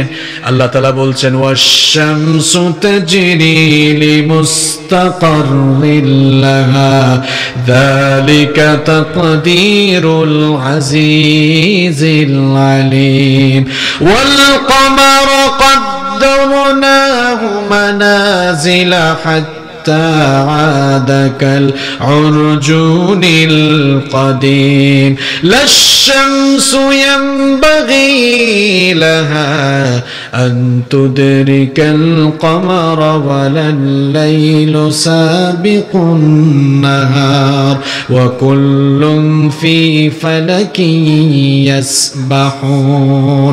আল্লাহ পাক বললেন, সূর্যের জন্য আমি নির্ধারিত কক্ষপথ ঠিক করে দিয়েছি, সূর্য তার নির্ধারিত কক্ষপথে পরিভ্রমণ করছে। চন্দ্রের জন্য আমি নির্ধারিত মঞ্জিল ঠিক করে দিয়েছি, চন্দ্র তার সেই মঞ্জিলে পরিভ্রমণ করছে। সূর্য কখনো চন্দ্রের নাগালে যেতে পারে না, দিন কখনো রাতের আগে যেতে পারে না। প্রত্যেকেই তারা তাদের আপন আপন কক্ষপথ অনুযায়ী পরিভ্রমণ করছে। এই ঘোরাঘুরি সমস্যার সমাধানও ১৫০০ বছর আগে কোরআনে কারিমে দিয়েছেন কে? বর্তমান দুনিয়ার আরেকটি আজীব কারিশমা হচ্ছে এই যে ফিঙ্গারপ্রিন্ট, আঙ্গুলের ছাপ, হাতের ছাপ। পৃথিবীতে ৮০০ কোটি মানুষ বাস করে, একজন মানুষের আঙ্গুলের ছাপের সাথে আরেকজন মানুষের আঙ্গুলের ছাপের কোনো মিল আছে? আমাদের হাতে আঙ্গুল আছে কয়টা? আপনি জানলে অবাক হয়ে যাবেন, এক আঙ্গুলের ছাপের সাথে আরেক আঙ্গুলেরও ছাপের কোনো মিল নাই। আল্লাহু আকবার। আপনি ভোট দিতে যান, ফিঙ্গারপ্রিন্ট লাগবে। আপনি জায়গা বিক্রি করলে দলিলে ফিঙ্গারপ্রিন্ট লাগে কি লাগে না? দেশের বাহিরে যাবেন, ইমিগ্রেশন যখন ক্রস করবেন সেখানেও ফিঙ্গারপ্রিন্টের দরকার আছে না নাই? আছে। কারণ ফিঙ্গারপ্রিন্ট হচ্ছে এক, অভিন্ন। একজনের ফিঙ্গারপ্রিন্টের সাথে আরেকজনের ফিঙ্গারপ্রিন্টের কোনো মিল নাই। এখন তো ২০২০ সাল, এই যে ফিঙ্গারপ্রিন্ট একজনের সাথে আরেকজনের মিল নাই, অভিন্ন ফিঙ্গারপ্রিন্টের ধারণা দুনিয়ার মানুষ কিছুদিন আগে জেনেছে। 1856 সালে উইলিয়াম হার্সাল এই তথ্য দুনিয়ার মানুষকে জানিয়েছেন। কিন্তু আপনি কি জানেন, আল্লাহ তাআলা ১৫০০ বছর আগে তার কিতাব কোরআনে বলেছেন। আরো আসতে বলেন সুবহানাল্লাহ।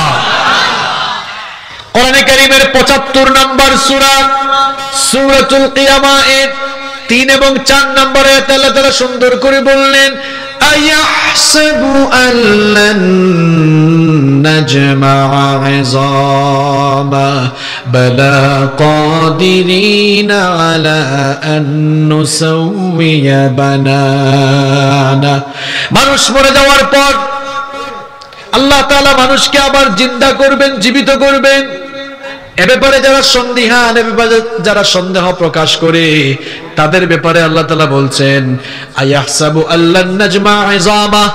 যারা ধারণা করেছো, যারা মনে করেছো মরে যাওয়ার পর তোমাদের হাড্ডি মাংস আলাদা হয়ে যাওয়ার পর সেই হাড্ডি মাংস অস্থি পিঞ্জরগুলোকে একত্রিত আমি করতে পারবো না, তোমাদেরকে আমি বলছি শোনো, বালা কাদিরিনা আলা আন নুসাউইয়া বানানা।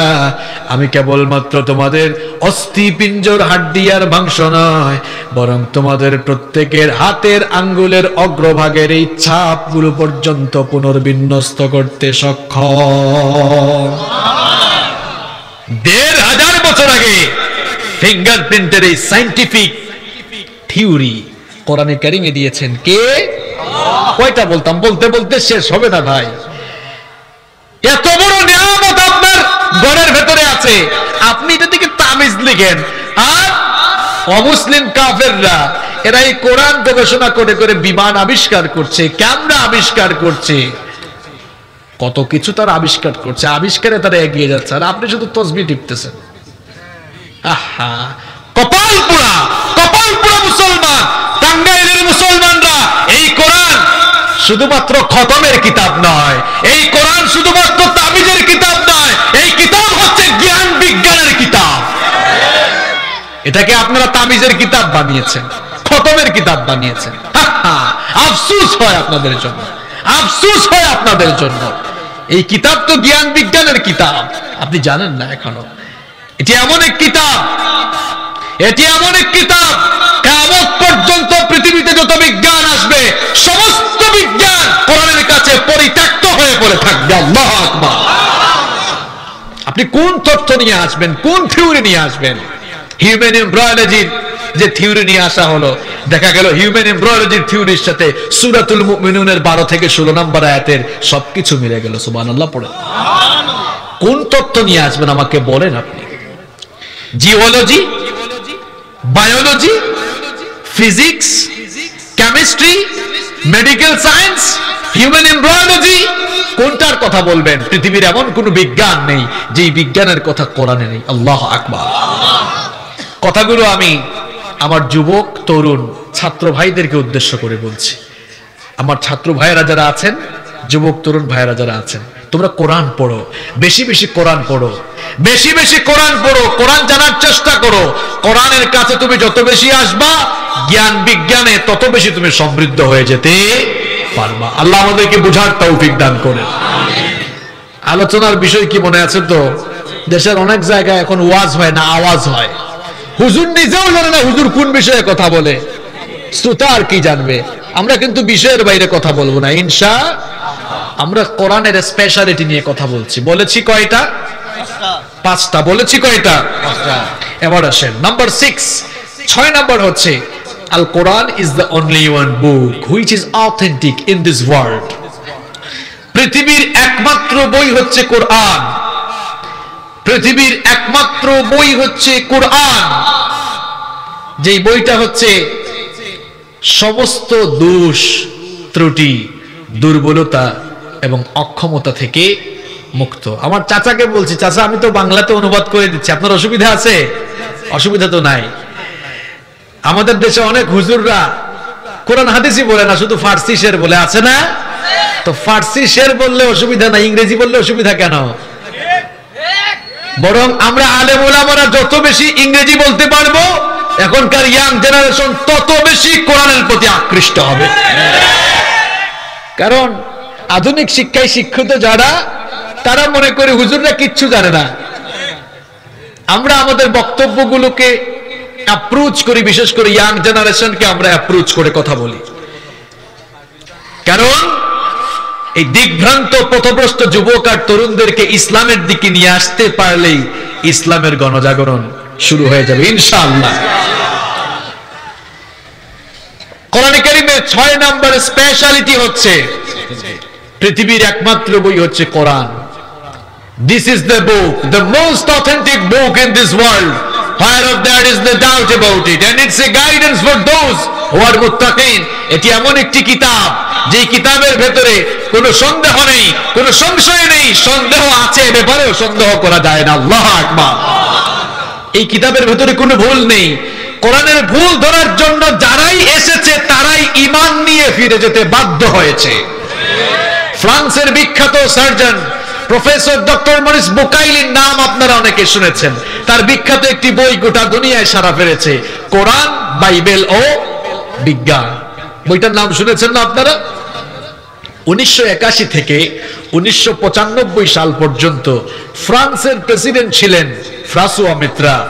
তার শাসন আমলে 80 দশকের শেষের দিকে ফ্রান্সের সরকার মিশরের সরকারের কাছে একটি চিঠি লিখেছিল। ফেরাউনের মরদেহ, ফেরাউনের লাশটাকে প্রত্নতাত্ত্বিক গবেষণার জন্য তার লাশটাকে যেন মিশর থেকে ফ্রান্সে পাঠানো হয়। মিশরের সরকার রাজি হয়ে ফ্রান্সে যখন লাশ পাঠালো, তখন সবাই মাথা নত করে তারা লাশটাকে রিসিভ করে হসপিটালের একটি বিশেষ ইউনিটে ঢোকালো। প্রত্নতাত্ত্বিক গবেষণার জন্য। আর ওই রিসার্চ টিম, গবেষণা টিমের প্রধান ছিলেন ফ্রান্সের বিখ্যাত surgeon professor doctor Morris Bucaille. এবার রিসার্চের কাজ শুরু হলো, গবেষণার কাজ শুরু হলো। ফেরাউনের লাশ নিয়ে গবেষণা করে তারা দেখলেন ফেরাউনের লাশের মধ্যে, শরীরের মধ্যে লবণের কিছু অংশ রয়েছে। তারা কনফার্ম হলেন, তাহলে বুঝতে পেরেছে এই ফেরাউন সমুদ্র ডুবে মরেছে। বলেন তো সমুদ্রের পানি লোনা না মিঠা? লোনা পানি, লবণাক্ত পানি, লবণের অংশ পাওয়া গিয়েছে, তার মানে এই শয়তানটা লোহিত সাগরে ডুবেই মারা গিয়েছে। এমন সময় একজন বলল, স্যার ফেরাউন যে লোহিত সাগরে ডুবে মারা গিয়েছে এবং তার লাশ যে সংরক্ষণ করা হবে, এটা মুসলমানদের ধর্মীয় গ্রন্থ কোরআনে কারীমের 10 নম্বর সূরা, সূরা ইউনূসের 92 নম্বর আয়াতে রয়েছে। আল্লাহু আকবার। আছে না, ফালইয়াউমা নুনাজ্জিকা বিবাদানিকা লিতাকুনা লিমান খালফাকা আয়া। ডক্টর মরিস বুকাইলি বলল, হাউ ইজ ইট পসিবল, এটা কিভাবে সম্ভব? কারণ ফেরাউনের লাশ ডুবেছে আজ থেকে 3000 বছর আগে, আর কোরআন তো নাজিল হয়েছে 1500 বছর আগে। তো 1500 বছর আগে নাজিল হওয়া কিতাবের ভেতরে 3000 বছরের ঘটনা, 3000 বছর আগের ঘটে যাওয়া ঘটনা কেমনে আসে? আবার এটা সংরক্ষণ করা হবে, লাশটা থাকবে, এই ভবিষ্যৎবাণী এই বইয়ের মধ্যে করে দেওয়া হলো। এটা তো সাধারণ কোনো বই না। আচ্ছা, আমি তো তাওরাত পড়েছি, জাবুর পড়েছি, বাইবেলের অল্ড টেস্টামেন্ট, নিউ টেস্টামেন্ট দুটোই পড়েছি, দেখছি সবগুলাই অবিকৃত জ্ঞানজাম আছে, ভেজাল আছে। দেখি তো, নিয়ে আসো আমার কাছে, কোরআনের কোন কোন জায়গায় ভেজাল আমি একটু ঠিক করি। দেখেছেন অবস্থা, কত বড় পণ্ডিত, কোরআনের কোন কোন জায়গায় ভুল আছে হাতে ঠিক করবে। ডক্টর মরিস বুকাইলির কাছে কোরআন আনা হলো, কোরআন খুলে দেখলো কোরআনের ভাষাটা কি বলেন তো? না বাংলা? আমাদের দেশের এক লোক একবার সৌদি আরবে গিয়ে আফসোস করে বলল, আরে এমন এক দেশে আসছি, এই দেশে সব কিছু আরবি, শুধু আজান আর নামাজটা বাংলায় হয়। কারণ বাংলাদেশে আজান আর নামাজ শুনতো, তো ভাবছে ওইটাও বাংলা হয়ে গিয়েছে। তো কোরআন আরবি না বাংলা ভাষায় নাজিল হয়েছে? তো ডক্টর মরিস বুকাইলি কোরআন খুলেই দেখলো, হায় হায়, এগুলো তো কিছুই বুঝে না। এবার সে কোরআন তার মাদার ল্যাঙ্গুয়েজে ট্রান্সলেট করে কোরআন পড়া শুরু করলো। ডক্টর মরিস বুকাইলি কোরআনে কারীমকে তার মাদার ল্যাঙ্গুয়েজ, তার মাতৃভাষায় অনুবাদ করে কোরআন পড়া শুরু করলো, কোরআনের গবেষণা শুরু করলো। কোরআনের কোনো ভুল ধরতে পারলো না ডক্টর মরিস বুকাইলি। এবার কোরআনে কারীমকে ইংলিশ ল্যাঙ্গুয়েজে ট্রান্সলেট করে কোরআন পড়া শুরু করলো, রিসার্চ করা আরম্ভ করলো। কোরআনে কারীমের কোনো ভুল এরপরেও ধরতে পারে না। ডক্টর মরিস বুকাইলি মনে মনে ভাবলো, কোরআন যেহেতু আরবি ভাষায় নাজিল হয়েছে, আমি যদি আরবি ভাষা শিখে ফেলতে পারি, আরবি ভাষা যদি আমি বুঝতে পারি, আর আরবি ভাষায় যদি কোরআন পড়া আর গবেষণা শুরু করে দিতে পারি, তবেই আমি কোরআনের ভুল ধরতে পারবো। এবার সে আরব দেশের কয়েকজন স্কলারদের কাছ থেকে আরবি ভাষা শিখলো। আরবি ভাষা শিখার পরে এবার আরবি ভাষায় কোরআন পড়া শুরু করলো, গবেষণা করা শুরু করে দিল। কোরআনে কারীমের প্রথম সূরা সূরাতুল ফাতিহা থেকে নিয়ে কোরআনে কারীমের সর্বশেষ সূরা সূরাতুন নাস পর্যন্ত পুরো কোরআন ডক্টর মরিস বুকাইলি ভালো করে পড়লো, গবেষণাও করলো, একটা ভুলও ধরতে পারলো না। শেষ পর্যন্ত দুনিয়ার মানুষদেরকে জানিয়ে দিল, ও দুনিয়ার মানুষেরা ভালো করে শোনো, আমি ডক্টর মরিস বুকাইলি এসেছিলাম কোরআনের ভুল ধরার জন্য। কোরআনের ভুল ধরতে এসে দেখি এই কোরআন আমার নিজের জীবনের ভুল বের করে দিয়েছে। এসেছিলাম কোরআনের ভুল খুঁজতে, এখন দেখি কোরআন আমার নিজের জীবনের ভুলগুলো বের করে দিয়েছে। কালেমা পড়ে সেও মুসলমান হতে বাধ্য হয়েছে। This is the book, the most authentic book in this world, whereof there is no doubt about it. এটা এমন কিতাব, যেই কিতাবের ভেতরে কোনো সন্দেহ নেই, কোনো ভুল নেই, কোনো ত্রুটি নেই, কারণ এটাকে নাজিল করেছেন তিনি, যিনি সকল প্রকার দোষ, ত্রুটি, দুর্বলতা, অক্ষমতা থেকে মুক্ত সুমহান সত্তা। তিনি কে? আল্লাহর নাম বলতে কষ্ট হয়, তিনি কে? তাহলে কোরআনে কারীমের 6 নম্বর স্পেশালিটি আমরা জানলাম, এটি এমন একটি কিতাব যার মধ্যে কোনো সন্দেহ নাই, কোনো ভুলও নাই। নাম্বার 7 নম্বর হচ্ছে কোরআনে কারীম হচ্ছে এমন একটি বই, এমন একটি কিতাব, কেউ যদি এই কোরআনের মতো আরেকটি বই লিখতে চায় আরেকটি বই রচনা করতে চায়, আরেকটি বই বানাতে চায়, এটা সম্ভব? কথা কন না কেন, সম্ভব? It's quite impossible to create a book like Holy Quran. কোরআনের মতো আরেকটি কোরআন বানানো কারো দ্বারা সম্ভব না।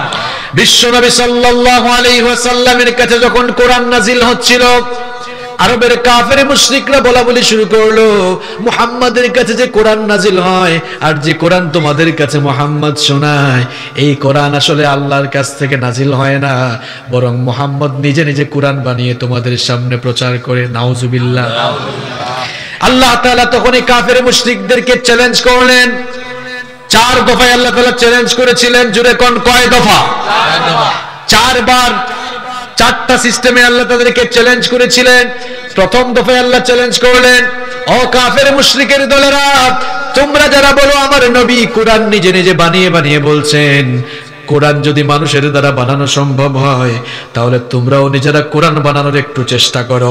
কোরআন কারীমের 17 নম্বর সূরা, সূরা বনী ইসরাঈল 88 নম্বর আয়াতে আল্লাহ তাআলা চ্যালেঞ্জ করলেন, কুল ইন জিতামাতিল ইনসু ওয়াল জিন্নু আলা আইয়াতু বিমিসলি হাযাল কুরআন লা يأتون بمثله ولو كان بعضهم لبعض ظهيرا। আল্লাহ তাআলা বললেন, তোমরা যারা বলো আমার নবী নিজে নিজে কোরআন বানাচ্ছেন, ওগো আমার নবী এই কাফের মুশরিকদেরকে জানিয়ে দেন, দুনিয়ার সকল জিন আর মানুষেরা মিলে তারা যদি পারে তাহলে তারা একটা কোরআনের মতো কোরআন বানিয়ে দেখাক। কোরআনের মতো কোরআন তারা পারলে বানিয়ে দেখাক। তারা কি পেরেছে নাকি বলেন? প্রথম দফায় আল্লাহ চ্যালেঞ্জ করেছিলেন কোরআনের মতো কোরআন বানাও, তারা পারলো না। এবার আল্লাহ তাআলা একটু ছাড় দিলেন, একটু ছাড় দিয়ে বললেন, ঠিক আছে কোরআনের মতো কোরআন বানানো লাগবে না, কোরআনের সূরাগুলোর মতো 10টা সূরা বানাও। 2 নম্বর, দ্বিতীয় দফায় আল্লাহ চ্যালেঞ্জ ছুড়ে দিলেন, আম ইয়াকুলুনা ইফতারাহু কুল ফাতু বিআশরি সুওয়ারিম মিসলিহি মুফতারায়াত। দ্বিতীয় দফায় আল্লাহ তাআলা চ্যালেঞ্জ করলেন, কোরআনের মতো কোরআন বানাতে বলেছিলাম, পারো নাই, ঠিক আছে আমি আবার একটু ছাড় দিয়ে তোমাদেরকে 2 নাম্বার দফায় চ্যালেঞ্জ ছুড়ে দিচ্ছি, কোরআনের সূরাগুলোর মতো তোমরা 10টা সূরা বানাও। তারা কি পেরেছে নাকি বলেন? এরপরে আল্লাহ তাআলা বললেন, ঠিক আছে আরেকটু ছাড় দিলাম। তৃতীয় দফায় আল্লাহ চ্যালেঞ্জ করলেন, ওয়া ইন কুনতুম ফি রাইবিম মিম্মা নাযালনা আলা আবদিনা ফাতু বিসূরাতিম মিন মিসলি ওয়াদউ শুহাদাআকুম মিন দুনিল্লাহি ইন কুনতুম সাদিকিন। আল্লাহ তাআলা বললেন, আমার বান্দার উপরে আমি যা নাজিল করি এ ব্যাপারে তোমরা যারা সন্দেহ করো, তোমরা যদি মনে করো আমার নবী তার নিজের থেকে বানিয়ে বানিয়ে কোরআন রচনা করেন, এর আগে তো আমি 2 দফা চ্যালেঞ্জ করেছিলাম। 1 নাম্বার প্রথম দফায় চ্যালেঞ্জ করেছিলাম কোরআনের মতো কোরআন বানাও, তোমরা কেউ পারো নাই। দ্বিতীয় দফায় চ্যালেঞ্জ করেছিলাম কোরআনের মতো কোরআন নয় 10টা সূরার মতো সূরা বানাও, তাও পারো নাই। 3 নাম্বার দফায় আমি চ্যালেঞ্জ করলাম কোরআনের সূরার মতো একটা সূরা পারলে বানাও। একটা সূরার মতো একটা সূরা পারলে পেরেছে? এবার আল্লাহ তাআলা বললেন, ঠিক আছে আরেকটু ছাড় দিলাম।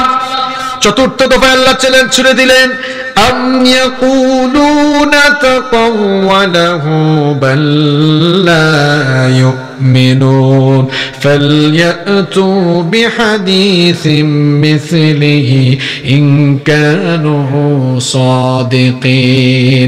আল্লাহ তাআলা বললেন, চতুর্থ দফায় চ্যালেঞ্জ দিলাম, কোরআনের মতো কোরআন বানানো লাগবে না, 10টা সূরার মতো 10টা সূরাও বানানো লাগবে না, একটা সূরার মতো একটা সূরাও বানানো লাগবে না।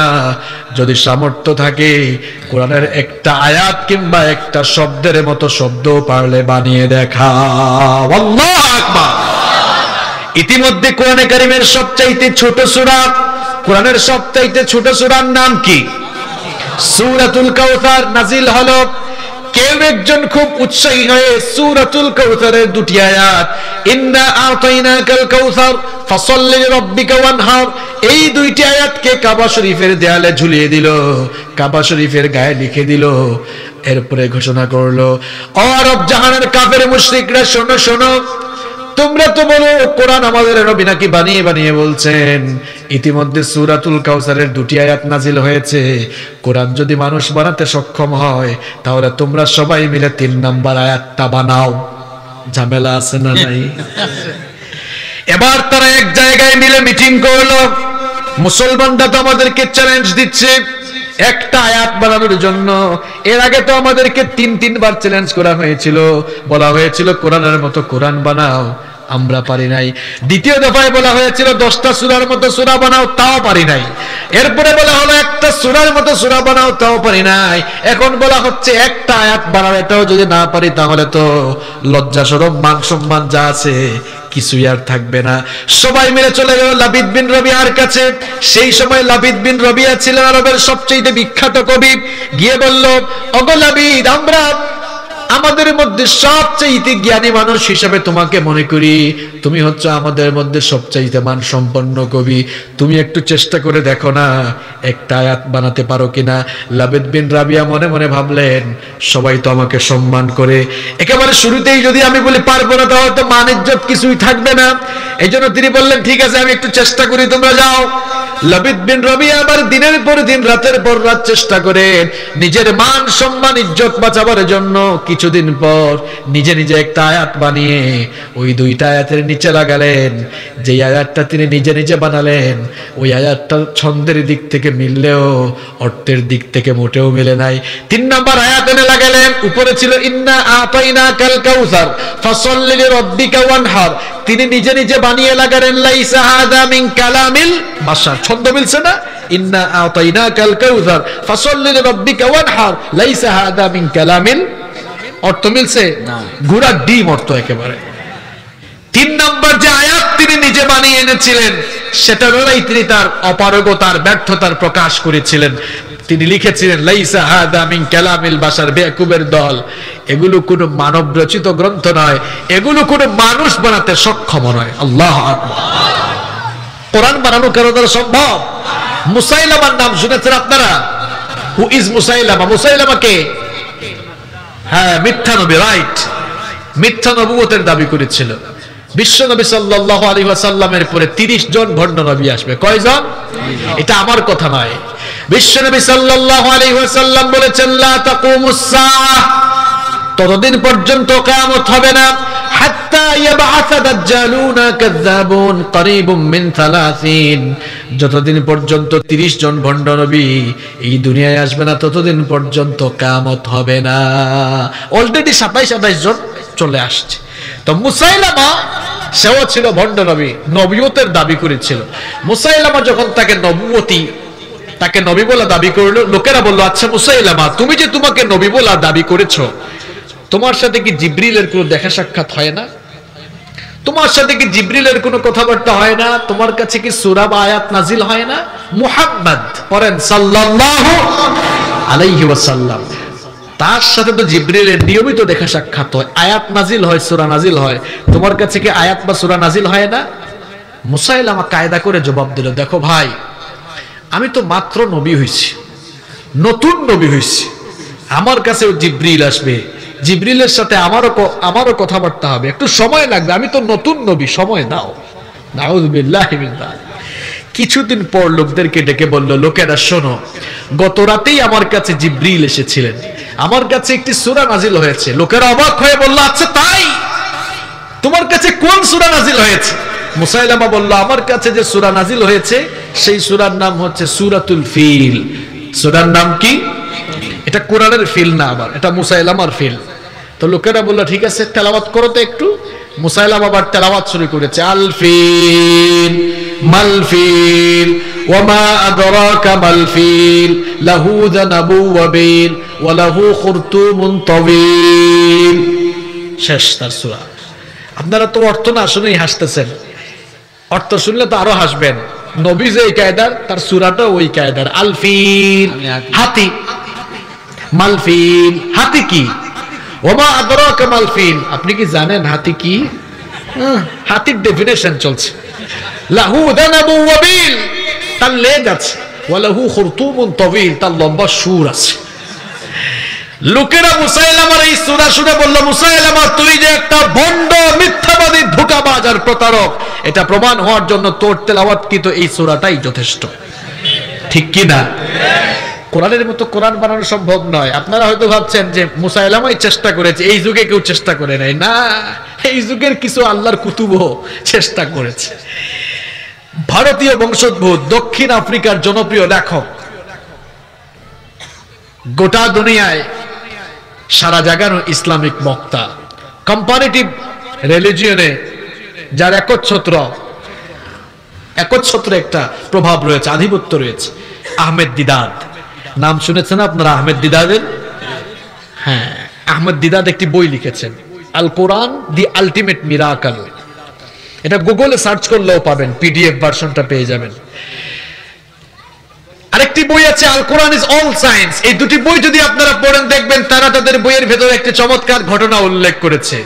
বলবো, কয়েক বছর আগে ইউনাইটেড স্টেট অফ আমেরিকার সায়েন্টিস্টরা, আমেরিকার বিজ্ঞানীরা একটা প্রভাবশালী কম্পিউটার আবিষ্কার করেছিল। তার নাম তারা দিয়েছিল ক্রে-1 সুপার কম্পিউটার। এই ক্রে-1 সুপার কম্পিউটার আবিষ্কার করার পরে তারা মনে মনে চিন্তা করেছিল, এটা যেহেতু এই যুগের সবচেয়ে প্রভাবশালী কম্পিউটার, এটা দিয়ে দেখি আমরা কোরআনের মতো কোনো বই কিংবা এই বইয়ে যে তথ্যগুলো রয়েছে এরকম ইনফরমেটিভ কোনো বই আমরা বানাতে পারি কিনা। তারা এক কাজ করলো, কোরআনের গাণিতিক তথ্য উপাত্তগুলোকে ক্রে-1 সুপার কম্পিউটারের মাইক্রোচিপসে দিয়ে কমান্ড কোশ্চেন করলো, প্রশ্ন করলো, is it possible for us to make a book like Holy Quran? আমরা যদি কোরআনের মতো কোরআন বানাতে চাই তাহলে কি সম্ভব? ক্রে-1 সুপার কম্পিউটার জবাব দিল, ইয়া ইটস পসিবল, এটা সম্ভব। এখন এটা শুনে তো তাদের লাফালাফি শুরু হয়ে গেছে, আহা বানানো যাবে। কিন্তু ক্রে-1 আরো জবাব দিল, এটা সম্ভব, but you need 63 octillion years to make a book like Holy Quran. কোরআনের মতো কোরআন যদি আপনারা বানাতে চান তাহলে আপনাদের 63 অক্টিলিয়ন বছর সময় লাগবে। 63 বছর না, 63 অক্টিলিয়ন বছর। এখন সংখ্যাতাত্ত্বিক গণনা তো শুরু হয় একক দিয়ে। এককের পরে কি? দশক, দশকের পরে শতক, শতকের পরে হাজার, তারপরে অযুত, তারপরে লক্ষ, তারপরে কোটি, তারপরে কি? মিলিয়ন, বিলিয়ন, ট্রিলিয়ন, জিলিয়ন, ফিলিয়ন, অক্ট্রিলিয়ন। ওরে বাপরে বাপ, 63 অক্টিলিয়ন মানে হচ্ছে 63 অক্টিলিয়ন বছর মানে হচ্ছে বিজ্ঞানী যারা হেতাগো জীবন শেষ, তাদের পুলামাইয়ার জীবন শেষ, নাতিপুতিগো জীবন শেষ, 14 গোষ্ঠীর জীবন শেষ। এমনকি ইসরাফিলের সিঙ্গার ফুৎকার বেজে যাবে, সব লন্ডভন্ড হয়ে যাবে, সব চূর্ণ বিচূর্ণ মেসাকার হয়ে যাবে। এরপরে it's quite impossible to make a book like Holy Quran. আল্লাহর কোরআনের মতো কোরআন বানানো দুনিয়ায় কারো দ্বারা সম্ভব নয়। এটি হচ্ছে কোরআনে কারীমের একটি স্পেশালিটি। বিরক্ত আপনাদের কষ্ট হচ্ছে? আমরাও শেষ 10 মিনিট থাকা যাবে না, একেবারে শেষ পর্যায়ে এসছে এবং শেষেই সবচেয়ে গুরুত্বপূর্ণ পয়েন্ট রয়েছে। ভাই, আমি সবচেয়ে গুরুত্বপূর্ণ জিনিসটা শেষেই রাখি সব সময়। কোরআন নাই, আপনার অন্তরে কোরআন থাকলে, আপনার মধ্যে কোরআন থাকলে পরিবারেও আলো থাকবে, আর পরিবারে থাকলে সমাজে থাকবে, সমাজে থাকলে রাষ্ট্রেও থাকবে। খুব কষ্ট হচ্ছে আপনাদের, তাই না? আমি তো 9টা বলে ফেলছি, আর কয়টা? এই আসল জায়গাতে আসছি এতক্ষণে। কোরআনে কারীমের 10 নম্বরের স্পেশালিটি হচ্ছে এটি এমন একটি কিতাব যা পৃথিবীর অন্যান্য ধর্মীয় গ্রন্থ থেকে সম্পূর্ণ ব্যতিক্রম। পৃথিবীর সকল ধর্মীয় গ্রন্থ শুধুমাত্র আধ্যাত্মিকতার কথা বলে, আর আল্লাহর কোরআন এটি হচ্ছে মুকাম্মাল নিজামে হায়া, এটি হচ্ছে কমপ্লিট কোড অফ লাইফ, এটি হচ্ছে মানব জীবনের সকল সমস্যার, যাবতীয় সকল সমস্যার চূড়ান্ত সমাধানকারী গ্রন্থ। সুবহানাল্লাহ। It's the problem solving methodology. এটি সমস্যা সমাধানকারী গ্রন্থ, এটি আপনার জীবনকে বদলে দিবে। আপনার জীবনে হতাশা রয়েছে, আপনার জীবনে অশান্তি রয়েছে, আপনার জীবনের হতাশা অশান্তি দূর করতে পারবে আল্লাহর কোরআন। আপনার পরিবারে অশান্তি, পরিবারে সুখ নাই, শান্তি নাই, আপনার পরিবারে সুখ সমৃদ্ধি ফিরে আসতে হলে দরকার আল্লাহর কোরআন। আপনার সমাজে অশান্তি, আপনার দেশে বিশৃঙ্খলা, দেশে অশান্তি, দেশে শান্তি নাই, অশান্ত পৃথিবীকে শান্ত করতে পারে কেবল আল্লাহ কোরআন। আমরা আল্লাহর কোরআনকে আজ শুধুমাত্র মসজিদের ভেতরে রেখেছি, ঘরে রেখেছি। টাঙ্গাইলের মুসলমানরা এই কোরআন শুধু ঘরে আর মসজিদে থাকার জন্য আসে নাই। যেই কোরআন দিয়ে বিশ্বনবী সাল্লাল্লাহু আলাইহি ওয়াসাল্লাম মসজিদে নববীতে ইমামতি করেছেন, একই কোরআন দিয়ে তিনি মদিনার রাষ্ট্রকে পরিচালনা করেছেন। যেই কোরআন দিয়ে আবু বকর রাদিয়াল্লাহু আনহু মসজিদে নববীতে ইমামতি করেছেন, আবু বকর রাদিয়াল্লাহু আনহু ঠিক একই কোরআন দিয়ে তিনিও মদিনার রাষ্ট্র পরিচালনা করেছেন। যেই কোরআন দিয়ে সাইয়েদনা ওমর ইবনুল খাত্তাব রাদিয়াল্লাহু আনহু নামাজ পড়িয়েছেন, একই কোরআন দিয়ে অর্ধ পৃথিবীকে তিনি শাসন করেছেন। সুবহানাল্লাহ। এই কোরআন যদি কোনো সমাজে থাকে, কোনো দেশে থাকে, তাহলে শাসক যারা, তারা কখনো শোষকের ভূমিকায় কিংবা ভক্ষকের ভূমিকায় অবতীর্ণ হতে পারে না। কারণ কোরআনী শাসন যেখানে আছে, সেখানে কোরআনওয়ালা লোকদের অন্তরে সবসময় জবাবদিহিতার অনুভূতি থাকে। আর জবাবদিহিতার অনুভূতি থাকলে ওই লোকটা কখনো সেবক থেকে শোষক হতে পারে না। সাইয়েদনা আবু বকর রাদিয়াল্লাহু আনহু দেখেন, খোলাফায়ে রাশেদার দু তিনটা ঘটনা শোনায়, কোরআনী শাসনের কয়েকটা দৃষ্টান্ত শোনায়। সাইয়েদনা আবু বকর রাদিয়াল্লাহু আনহু তিনি যখন প্রেসিডেন্ট, তিনি যখন খলিফা, তার স্ত্রী এসে বললেন, প্রিয়তম স্বামী আমার, কলিজার টুকরা সন্তানগুলো কয়েকদিন ধরে আবদার করছে, সারিদ নামক খাবার খেতে চায়। সারিদ নামক খাবারের আয়োজন করার জন্য কিছু পয়সা কড়ির ব্যবস্থা করলে ভালো হতো। সাইয়েদনা আবু বকর রাদিয়াল্লাহু আনহু তখন বললেন, প্রিয়তমা স্ত্রী আমার, রাষ্ট্রের প্রধান হিসাবে আমাকে যে বেতন বা ভাতা দেওয়া হয়, সেটা দিয়ে তো ঠিক মতো সংসারই চালাতে পারি না। কেমনে আমি আবার বাচ্চাদের জন্য সারিদ নামক খাবারের আয়োজন করব? অন্য কিছু খাইয়ে তাদেরকে বুঝ দিয়ে দাও। কিছুদিন পর দেখা গেল সাইয়েদনা আবু বকর রাদিয়াল্লাহু আনহুর ঘরে সারিদ নামক খাবারের আয়োজন করা হলো। সাইয়েদনা আবু বকর রাদিয়াল্লাহু আনহু একেবারে পেট ভরে খেলেন। খাওয়ার পরে মাথার মধ্যে চিন্তা আসলো, কি ব্যাপার, আমার ঘরে এই সারিদ খাবার আসলো কেমনে? কোনো আত্মীয় স্বজন হাদিয়া পাঠালো নাকি? স্ত্রীকে জিজ্ঞেস করলেন, প্রিয়তমা স্ত্রী আমার ঘরে সারিদ নামক খাবারের আয়োজন হলো কিভাবে? কেউ কি আমাদেরকে হাদিয়া দিয়েছে নাকি? তার স্ত্রী তখন জবাব দিলেন, প্রিয়তম স্বামী আমার, খলিফাতুল মুসলিমিন আমাদেরকে কেউ হাদিয়া পাঠায় নাই, উপহার পাঠায় নাই। প্রত্যেকদিন বাজার করার জন্য আপনি যে আমাদেরকে পয়সা দিতেন, সেই পয়সা থেকে অল্প অল্প করে জমিয়েছিলাম, অল্প অল্প করে বাঁচিয়ে আজ আমি সারিদ নামক খাবারের আয়োজন করলাম। এই কথা শোনা মাত্র খলিফাতুল মুসলিমিন আবু বকর রাদিয়াল্লাহু আনহুর মাথায় যেন সাত আকাশ ভেঙে পড়ার উপক্রম হয়ে গেল। সঙ্গে সঙ্গে তিনি মন্ত্রিসভার বৈঠক আহ্বান করলেন, ক্যাবিনেট আহ্বান করলেন, মজলিসে শুরার যারা সদস্য ছিলেন আহ্বান করে তিনি জানিয়ে দিলেন, আল্লাহ রাসূলের সাহাবীরা ভালো করে শোনো, রাষ্ট্রের প্রধান হিসাবে আমাকে যে বেতন বা ভাতা দেওয়া হয়, আবু বকরের ফ্যামিলিতে, আবু বকরের পরিবারে প্রমাণ হয়ে গিয়েছে, যেই বেতন দেওয়া হয় সেই বেতন থেকে আরো এত টাকা বেঁচে যায়। সুতরাং আগামী মাস থেকে এত টাকা কম দিলেও আবু বকরের ফ্যামিলিতে কোনো অসুবিধা নাই। আরে কোরআনওয়ালা শাসক থাকলেই এমন অনুভূতি অন্তরে আসে, নইলে অবস্থা কি হবে জানেন? শাসক শোষকের ভূমিকা অবতীর্ণ হয়ে খাটের নিচে তো মানুষ অবশিষ্ট জিনিস রাখে, এখন খাটের নিচে তেল থাকে। এই জন্য সমাজকে যদি আমরা বদলে দিতে চাই, আল্লাহর কোরআনকে শুধু মসজিদে রাখলে চলবে না, ঘরে রাখলে চলবে না। এই কোরআন দিয়ে যেভাবে বিশ্বনবী সবকিছু পরিচালনা করেছেন, তার সাহাবীরা কোরআন দিয়ে যেভাবে রাষ্ট্র চালিয়েছেন, এই কোরআন দিয়ে সবকিছু সেভাবে পরিচালনার দরকার আছে না নাই? আর যারাই এই কোরআন দিয়ে রাষ্ট্র পরিচালনা করেছিলেন, তাদের দৃষ্টান্ত আমি আপনাদেরকে শোনাচ্ছি। সাইয়েদনা ওমর ইবনুল খাত্তাব রাদিয়াল্লাহু আনহু বাংলাদেশের মতো ছোটখাটো দেশ নয়, অর্ধ পৃথিবী তিনি শাসন করেছিলেন। দেখেন কোরআনী শাসন থাকার কারণে তাদের ভেতরে জবাবদিহিতার অনুভূতি কেমন ছিল। সাইয়েদনা ওমর ইবনুল খাত্তাব রাদিয়াল্লাহু আনহু ঘরের মধ্যে মোমবাতি জ্বালিয়ে কাজ করছেন, এমন সময় তার কিছু আত্মীয়স্বজন দরজায় এসে নক করলেন। আসতে পারি? ওমর ইবনুল খাত্তাব রাদিয়াল্লাহু আনহু বললেন, স্টপ, থামো, দাঁড়াও। এদেরকে দাঁড়িয়ে থাকতে বললেন। তার সামনে যে প্রজ্বলিত মোমবাতি ছিল সেই মোমবাতির আগুন ফু দিয়ে নিভিয়ে দিলেন। এরপরে নতুন আরেকটি মোমবাতির আলো জ্বালালেন। এরপরে বললেন, এবার তোমরা ভেতরে আসতে পারো। তার আত্মীয়স্বজন এই কারবার, এই অবস্থা দেখে তারা প্রশ্ন করল, আমিরুল মুমিনিন, খলিফাতুল মুসলিমিন, মোমবাতি তো আপনার সামনে জ্বালানোই ছিল, প্রজ্বলিত মোমবাতি আগুন, আপনি প্রজ্বলিত মোমবাতি ফু দিয়ে নিভিয়ে নতুন করে মোমবাতির আগুন জ্বালালেন কেন? সাইয়েদনা ওমর ইবনুল খাত্তাব রাদিয়াল্লাহু আনহু তখন জবাব দিলেন, তোমরা তো আমার আত্মীয়স্বজন, সম্ভবত ব্যক্তিগত কথাবার্তা বলার জন্য আমার কাছে এসেছো। তোমরা আসার আগ পর্যন্ত রাষ্ট্রের টাকায় কেনা মোমবাতি দিয়ে রাষ্ট্রের কাজ আমি করছিলাম। চিন্তা করে দেখলাম রাষ্ট্রের টাকায় কেনা মোমবাতির আলো দিয়ে তো তোমাদের সাথে ব্যক্তিগত কথা বলতে পারি না, এটা রাষ্ট্রের সাথে খেয়ানত হয়ে যাবে। এই জন্য রাষ্ট্রের টাকায় কেনা মোমবাতির আগুন ফু দিয়ে নিভিয়ে দিয়ে আমি আমার নিজের টাকায় কেনা মোমবাতির আগুন জ্বালালাম।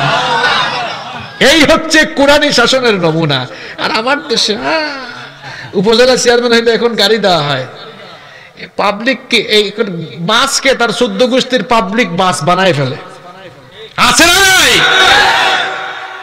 কোরআনী শাসন যদি থাকতো আর কোরআনওয়ালা শাসকরা যদি সবকিছু পরিচালনা করত, তাহলে সবকিছুকে রহমত আর বরকত দিয়ে ভরে দিতেন কে? কোরআনের শাসন আপনারা চান কি চান না? কোরআনের শাসন আমরা চাই। কোরআনের শাসন যদি আমরা চাই তাহলে কি করতে হবে? আগে কোরআন কি সেটা বুঝতে হবে। আমাদের মূল সমস্যা কোথায় জানেন? আমরা আসলে কোরআনটাই বুঝি না। আমরা অনেকে মনে করি যে কোরআন এটি আমাদের অর্থনীতি, আমাদের রাজনীতি, আমাদের সমাজনীতি, রাষ্ট্রনীতি পরিচালনায় ব্যর্থ। কেন ব্যর্থ? কারণ আমি তো নিজে আউযুবিল্লাহ বিসমিল্লাহও জানি না। কোরআন ব্যাখ্যা পড়ব কখন? যদি বুঝতে পারতাম তাহলে জানতে পারতাম যে এটা তো হচ্ছে কমপ্লিট কোড অফ লাইফ, এটা হচ্ছে it's a problem solving methodology, এটা সমস্যার সমাধানকারী চূড়ান্ত গাইডলাইন। এখানে সকল সমস্যার সমাধান আছে না নাই? সমাধান চাও যদি জীবনে মরণে, ফিরে যাও খুঁজে নাও চোখ রাখো কোরআনে। সমাধান চাও যদি জীবনে মরণে, ফিরে যাও খুঁজে নাও চোখ রাখো কোরআনে। তবেই পাবে সুখ শান্তির ঠিকানা, তবেই পাবে সুখ শান্তির ঠিকানা, যদি মেনে নাও তুমি মনে প্রাণে সমাধান। সমাধান চাও যদি জীবনে মরণে, ফিরে যাও খুঁজে নাও চোখ রাখো কোরআনে।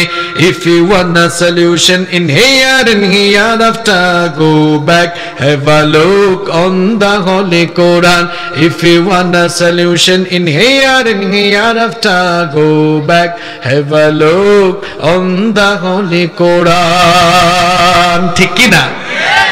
সব সমস্যার সমাধান যদি আপনি পেতে চান, go back to the Holy Quran. কোরআনের কাছে আপনি ফিরে যান, কোরআনটা পড়ার চেষ্টা করেন, বোঝার চেষ্টা করেন। বয়স তো 60 বছর হয়ে গেল, 50 বছর হয়ে গেল, এখনো তো কোরআন শুদ্ধ করে শিখলেন না। কোরআন অর্থ পড়বেন কখন, বুঝবেন কখন, আর কখন? যুবক আর তরুণ ভাইয়েরা, কেন তোমরা কোরআন পড়ো না? তোমরা তো দেশের বাইরে যাওয়ার জন্য আইএলটিএস করো, টোফেল করো, জিআরই করো, হাজার হাজার টাকা বাবার খরচ করো, ঘন্টার পর ঘন্টা সময় বিনিয়োগ করো। আল্লাহর জান্নাতে যাওয়া কয়েক ঘন্টার কিছু টাকা পয়সা খরচ করে কোরআন শিখতে পারো না? আহা, আসো, আল্লাহর কোরআন হাত ছানা দিয়ে ডাকছে। এই কোরআনের কাছে আসলেই জীবনটাকে পরিবর্তন করে দিবেন কে? আজকের এই কোরআনের মাহফিলে আমি আপনাদেরকে পরিবর্তনের আহ্বান জানাতে এসেছি। এই পরিবর্তন যদি আমরা চাই, শুধু এই যে স্লোগান নারায়ে তাকবীর, নারায়ে তাকবীর, আল কোরআনের আলো ঘরে ঘরে জ্বালো, এগুলা দিয়ে পরিবর্তন হবে না। এই আবেগগুলো মাহফিলের প্যান্ডেলের ভেতরে সীমাবদ্ধ থাকে। এটা আমরা দেখেছি বহু বছর ধরে। এখন আমরা চেঞ্জ করতে চাই, আমরা এখন চেঞ্জ করতে চাই।